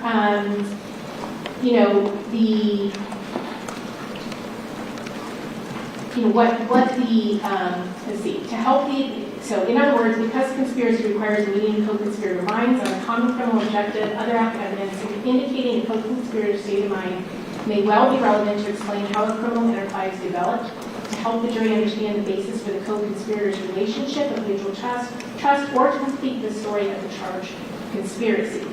Both Jake and Angela testified in George's case that it was the tumultuous relationship between Hannah and Jake and their obsession with Hannah and Jake's child were the primary motive in the aggravated murder. So again, some of this stuff too, that I in the notice of intent to use other acts evidence really isn't even other acts evidence. I just threw it in there out of an abundance of caution. You know, the fact that they're controlling of the females that come into their life, in the state's opinion, is a behavioral, you know, fingerprint. They have a definite playbook when it comes to dealing with the females, Hannah, May, Tabitha, Plater, and Beth Ann Wagner. You know, and that playbook gets repeated over, and ultimately culminated in the death of 8 people. Because it was when Hannah May said, "I will not sign custody papers ever, they'll have to kill me first," that the wheels got set in motion. That was December of 2015. And by April of 2016, Hannah May and 7 members of her family were dead. As a result of that resistance to control that the Wagner family exerts. So, you know, I guess, you know, the modus operandi, you know, with some of the arsons and stuff like that, I know the state argued this in Georgia's trial. It's the same thing. They plot, they have a plan, everybody has their role in the process. After the crime has been committed, they work to cover it up and come up with a story, you know, to put out to the masses or to the law enforcement should they come around. So, you know, that is exactly what we see going on here. And again, that kind of goes back to that criminal enterprise. They're constantly committing crimes for financial gain or other purposes. In this case, you know, to establish control of this child that was no longer in their 100% control. So again, Your Honor, I think it's hard because at this point we've not sought to introduce anything. I don't think that everything that came into, you know, in George's case, I mean, the poaching deer or the, actually the one thing that Mr. Collins just mentioned, the pointing a gun at somebody, we never put that in George's trial. In fact, I would say that number 3, instance of defendant threatening Angela Wagner with a gun. Number 4, this is under, in the notice of intent to use other evidence with kind of the general catch-all thing that I have at the end of that. Allegations that the defendant has plotted, threatened to kill others before. We did not bring that into evidence. I would not seek to introduce that. Defendants involved in transporting drugs and engaging in drug trafficking. We know that the story of the night, you know, at least according to Jake's testimony, was that, you know, they were meeting Chris to do a drug deal or to firm up plans for a drug deal. We think that that was a fictitious drug deal, but that Chris Rhoden believed was a real, you know, so there are some of those fringes. But again, at this point, we are not, you know, seeking to admit all of these things that are listed here. But the ones that we would be seeking to dismiss, Your Honor, again, specifically relating around, and I would also say that it's certainly relevant. Because again, that was their motive. It also goes to their motive, which is another permissible use of other acts evidence. And they freely admit that that was. I mean, it's proof of motive. Opportunity, intent, preparation plan. That the controlling of Hannah May was their motive when they found out that she was going to resist that. So, you know, some of this stuff is extremely relevant and goes to making it more probable than not. And I would also say it is not so inflammatory or prejudicial. It's not like I'm saying, oh, he killed somebody else, or he did this, or he did something really horrible, that they would be like, oh, well, he did that, and he did this, which is the concern with impermissible or acts evidence. You know, that's the propensity stuff. It's not what the state is seeking in this case. First of all, some of it is just to tell the story, and I have that quote, and I don't know what it is. But, you know, to complete the story of the charged conspiracy, but it tells you, evidence shows that the tumultuous and strained relationship with Hannah, and more specifically the Wagner's motive in committing the aggravated murders. The murders were the final culmination of their jealousy, possessiveness, and control. And that is to, it can be relevant just to give background relationship on, or information on the relationship and as it developed. So again, some of this I don't even think is other acts evidence. Some of the more specifics, he's saying, well, Billy wasn't there or this or that. I would agree in some of those instances that would not be permissible. But again, there are times where, I mean, they all conspired to commit these murders. They all were doing separate acts. They weren't always together when they were, you know, buying the murder truck or building the silencer or, you know, making purchases. So from those aspects, I think those pieces of evidence would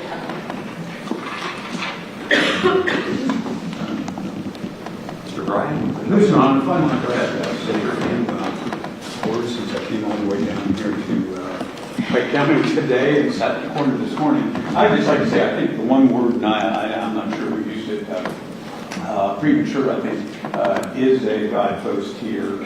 Some of the things, obviously, that are identified by Mr. Collins' motion, certainly, if they were used in George's trial, won't be used in Billy's, by my view. But I had not been through this transcript, and some of the other things that Mr. Collins identified that he wasn't there. So what? I mean, I could hire him to commit a murder, be in New York City, and the murder happened here, and the fact that I wasn't there when it was committed is irrelevant. And certainly, if I'd done that 6 times before because I'm a monster trying to kill people off in a drug conspiracy, me being there or not being there or living there or not living there is totally irrelevant. To whether or not other acts is admissible. So at least I think I understand what Mr. Collins' concern is, and understanding the court doesn't want the state to go astray from what the counts are in the indictment with other evidence of acts that the Facebook, for example, surveillance that might constitute telecommunications fraud is a county indictment. That's not another act. So that clearly would be admissible.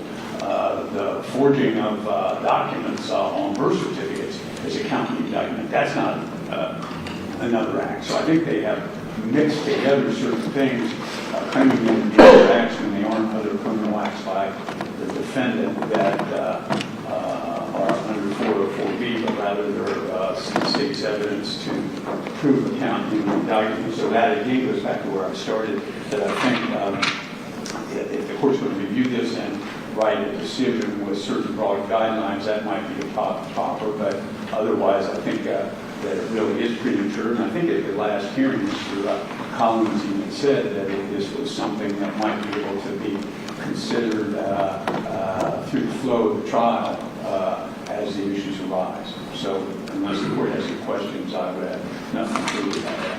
Thank you, Mr. O'Brien. Appreciate it.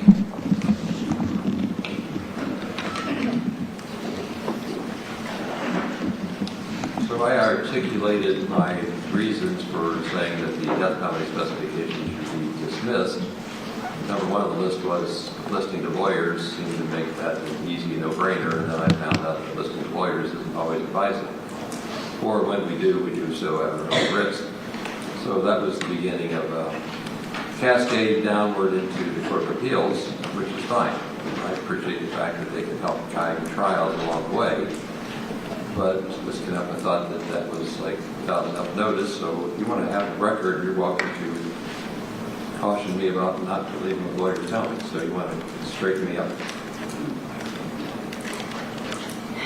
I set the death penalty aside because I heard for months, Mr. O'Brien, that the lawyers, you were here, would actually, 100%, yeah, I appreciated the fact that you were willing to encourage me to delay and give you some more time, and maybe that's still appropriate, but I did grab a hold of the fact that she thought she didn't have adequate time to argue, so I gave like the obligatory 10 points, literally 11 points, about why that seemed to be necessary and appropriate, and if she didn't get enough chance to answer all those points, I'm going to revisit that just so like I can make sure she can advocate. So just picked up and said, we're all here, and the court reporter's got fresh fingers. She can write down whatever Ms. Canepa would like to do to set me straight.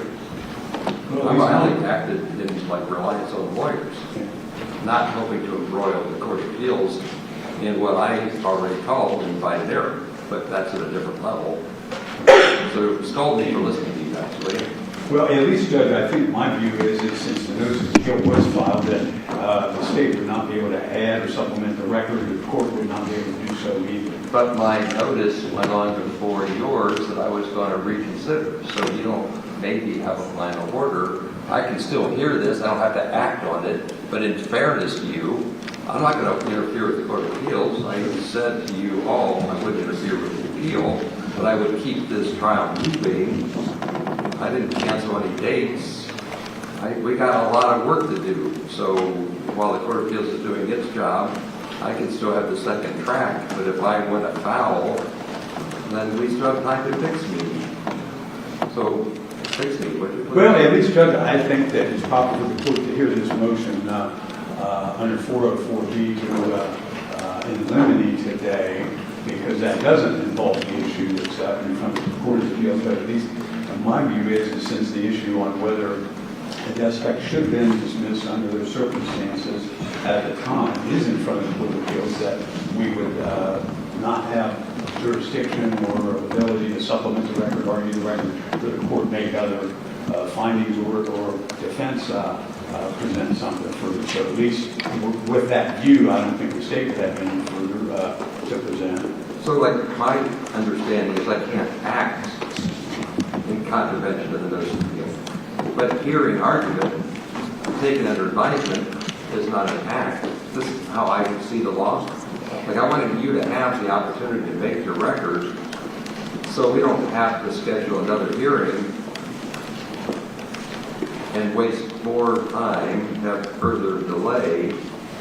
So I won't act on this. I will just hear this, take it under advisement, let the Court of Appeals give me further guidance. Like I expect lawyers to be doing 5 different tracks of work simultaneously, not one thing at a time, followed by one thing at another time. Otherwise, we don't get anywhere. So like I run 4 different railroads going the same direction.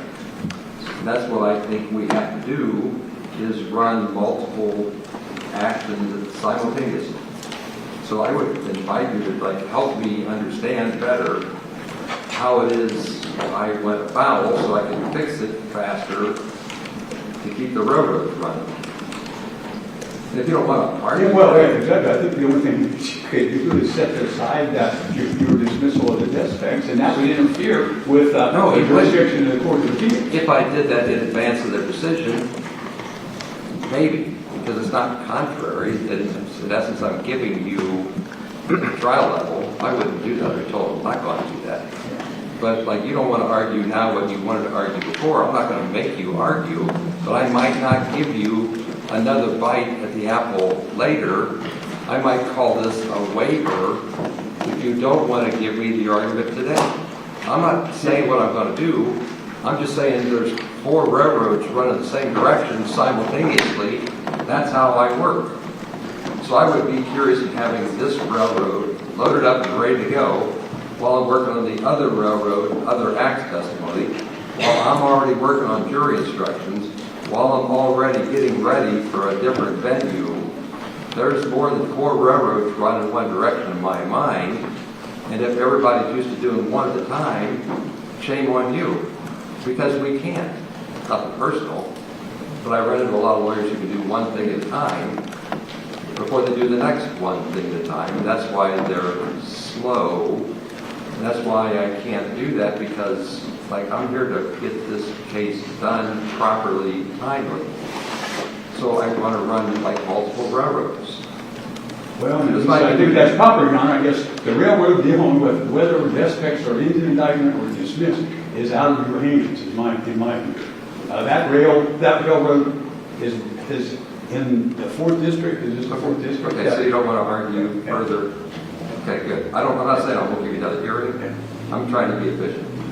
Okay, well, I understand and appreciate that. Yeah, no, 100%. I'm trying to be efficient. Like I got everybody here, on a date that was scheduled last June, we're right where we're supposed to be through today. Let's use the time. But I get what you're saying, so you can be comfortable, sit down. Okay, thank you, Your Honor. Your respect was appropriate, as I would understand, Mr. Ryan. Thank you for that. You don't have to. I'm going to go to Mr. Collins or whoever wants to speak to it from your side. I don't care. I'm just trying to give you a chance to make a record.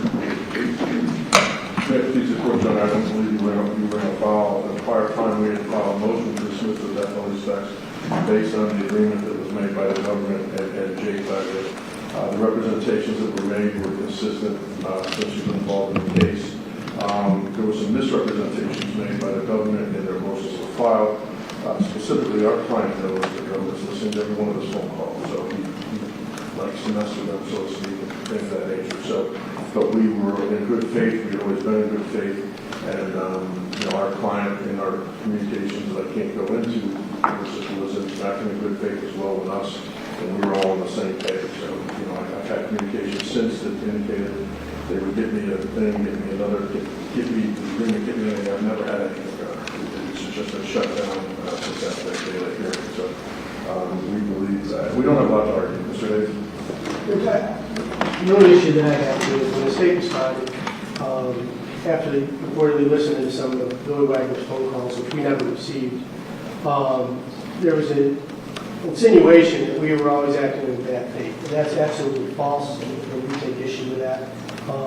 Without getting into the communications with Mr. Wagner, we acted in good faith. We were proceeding in good faith. We had an intention to go forward with a trial in the state with the death penalty specifications off the table. It, in essence, deprives us, we believe, of due process to try this as a capital case. Halfway through the trial, they removed the death specs. So we were in agreement to do that. There was communications with the state. They were going to get us back another record. We never received that, and we were here before. But it was another agreement. It was our intention to have that completed before that court date. So at no point in time was there any bad faith under the fence, and that's what I take. Thank you very much. Your Honor, if I may... yeah, go ahead. Certainly, this case was started as a court notice on November 20th.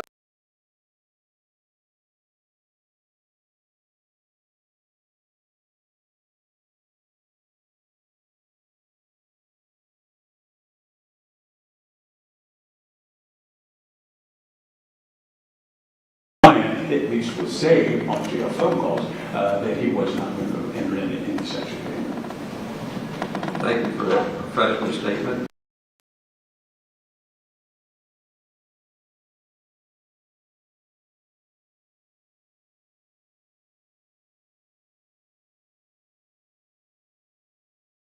So I'll acknowledge that the other act's decision is likely to be couched in terms of an in limine, as it should be, advisory opinion. For everybody in the back of the room that don't speak lawyer speak, we're trying to decide in advance what's relevant evidence. But the reality of it is you don't make that decision until you get to the courtroom and have the full context. So when they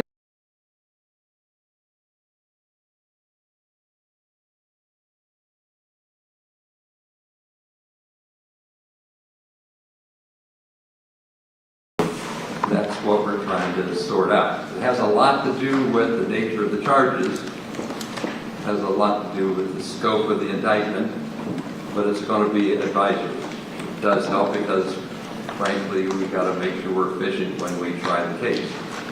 There's no sense bringing in a witness from someplace that's going to take the stand and find out in 30 seconds everything they want to say is not coming in. So I'm pretty much a harper on make the railroad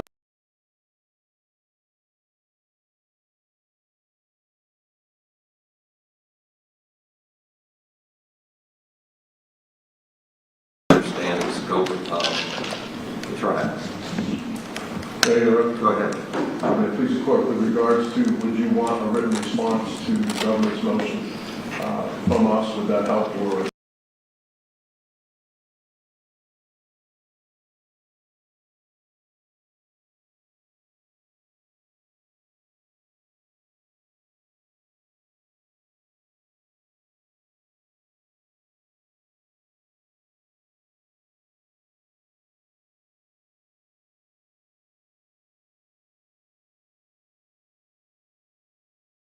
better educated. Is it 10 days okay for time to respond? Are you going to do the work for somebody else? Ms. Stevens is going to do it. It takes 10 days. Thank you, Your Honor. I like George Gaston.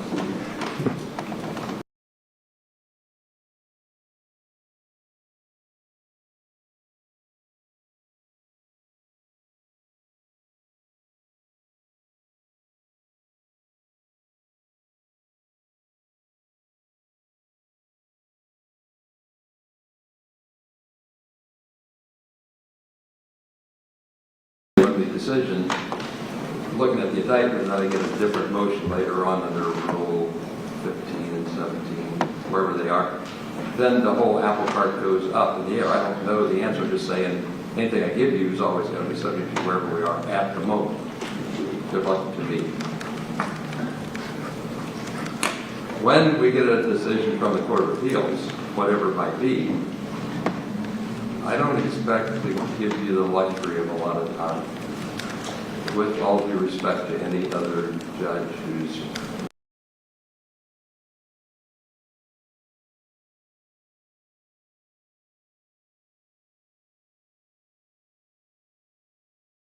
committed to anything other than short term, whatever short means. Would the court have any indication of what short means? Only for, I can't speak for Mr. Hayes and Chance said it, or Mr. O'Brien, Mr. Neville, but I know the month of March, and the end of February, month of March is a police shooting. Entire month of May is a police shooting. Entire month of July is a police shooting. I'd be happy to go in between, but any help the court may give, those individuals.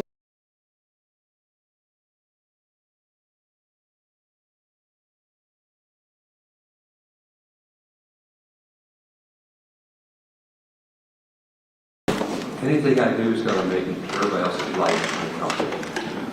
Thank you for the offer. I know it gets both ways, 100%. I'm going to call any judge to scream at you and use my best manners to explain my problem. But that's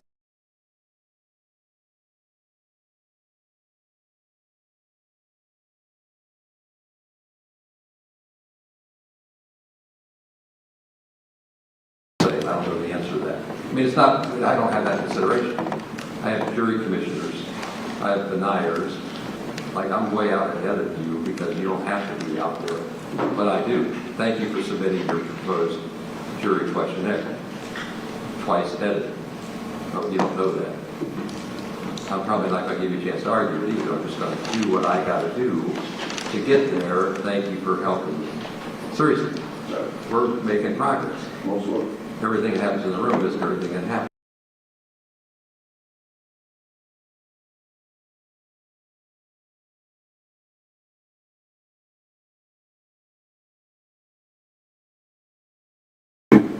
Has to get done outside the courtroom also.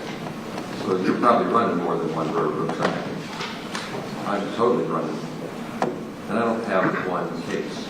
You don't have one case. We all have to run. Does anybody need the record for anything else? Ms. Canepa? Yes, Your Honor. I don't know if the court, given none of us knows how the Court of Appeals is going to rule, or if somebody's going to appeal that decision.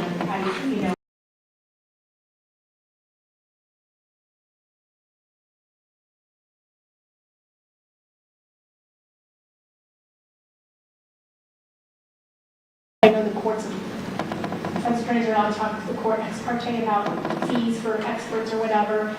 I don't know how much they got done. I mean, this case was indicted in 2018. I don't know how much they got done.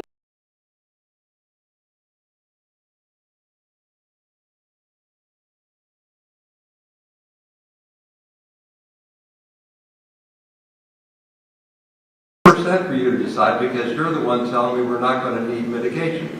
So either you intend to keep the death penalty all the way through, or you intend to remove the death penalty mid-trial. And now if you're saying it's definitely not negotiable, I want to know if it's not negotiable. Oh, no, I'm not saying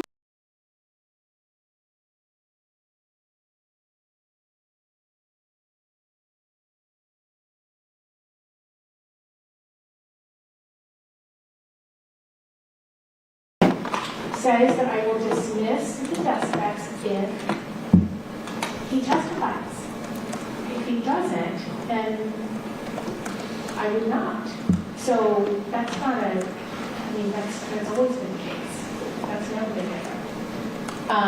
Talk to all those people out there that don't read social media, but like every time I get more information about the done deal dismissal withdrawal, it helps me understand the validity of the statements that we're not going to be doing this.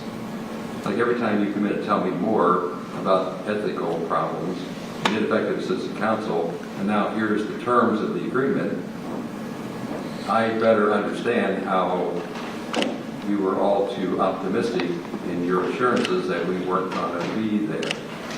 So I'm not going to, I get your problem. I'm not going to have that answer, because I would consider that a strategy. So thanks, you have a different time. Yes.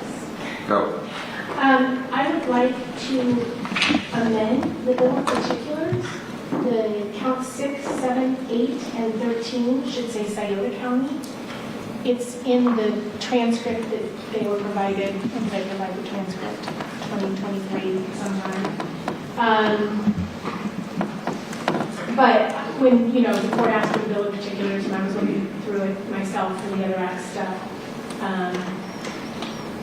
it's possible I've done that already, but I don't know that I have done that. So I would move to amend the bill of particulars. How do you want to handle that?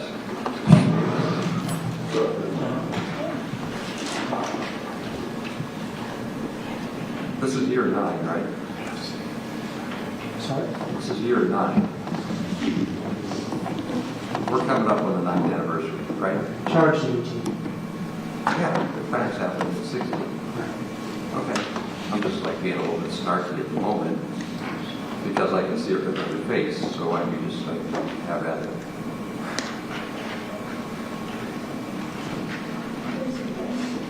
The indictment's in 2018. I understand the bill. Well, The bill. what I was going to say is that the lead-in language to the indictment says that within or the body of Pike County or some manner enumerated in 290112 of the Ohio Revised Code where the proper venue is placed in the county of Pike on their oaths in the name and by the authority state. So here's How do you want to handle the request for amendment?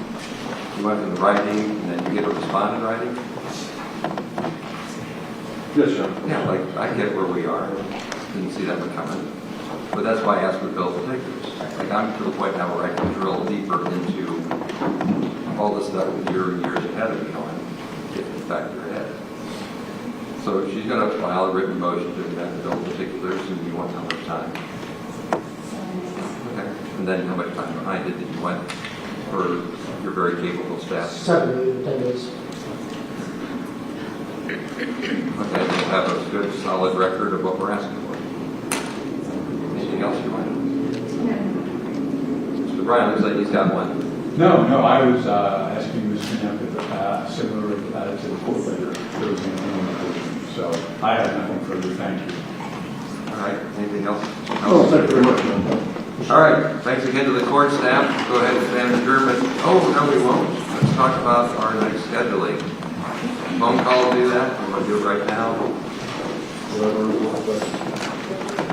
Draw off the record. Let's get our calendars and phones and things like that.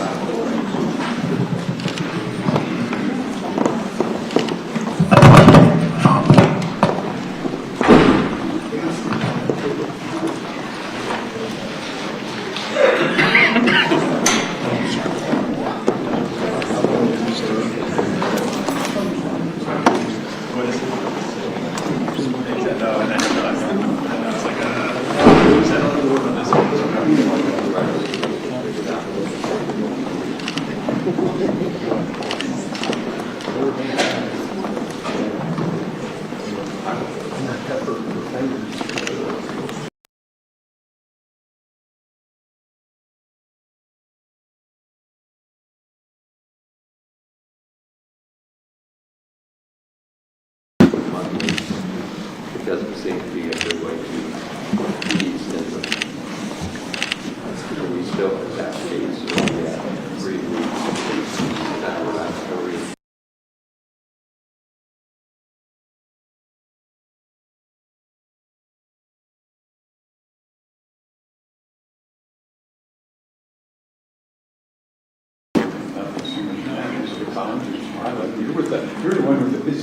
The judge suggested not every other week, maybe a few, let's say, sometimes.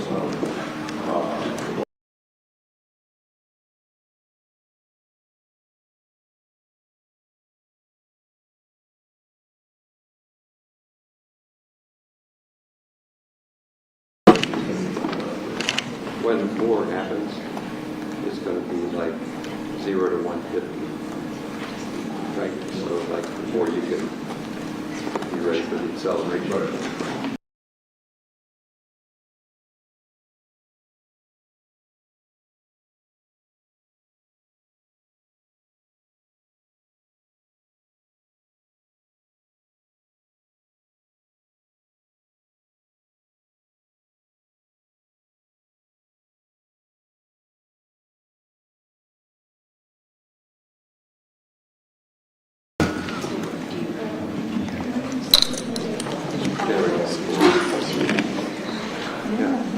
Like I'm young, I think I'm supposed to see it. Think of yourself as a card. What's that? It might be.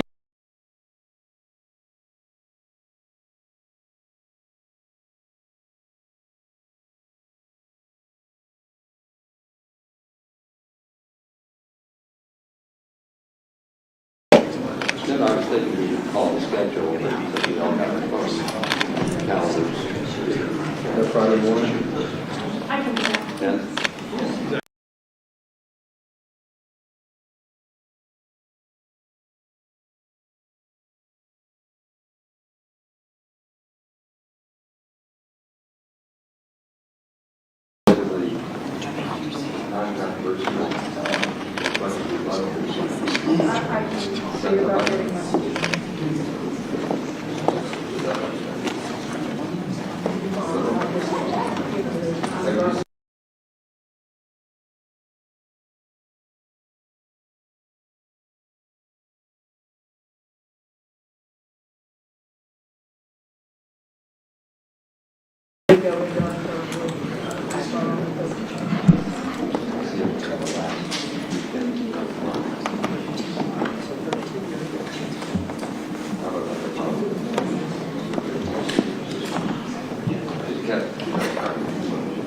No, she's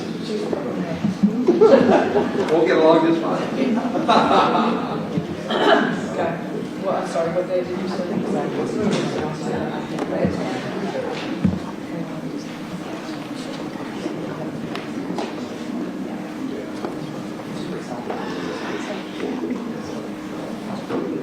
I think they can't do that, right? She said it was just I'll see if I can get Cassie.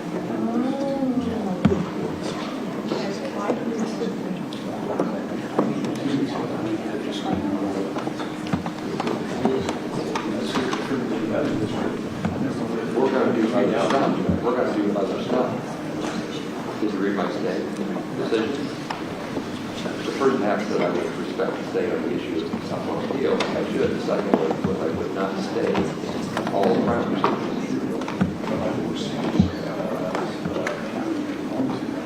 I didn't pick the kind of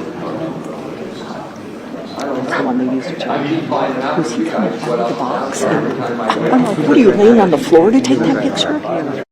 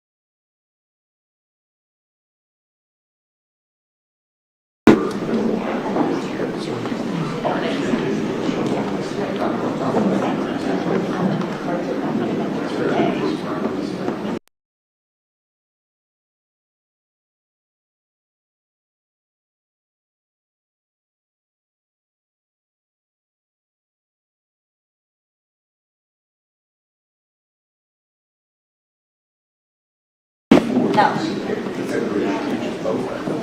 wish you could have practiced on a regular basis. No, everybody knows. I just Everybody knows understood. I have my fingers on it.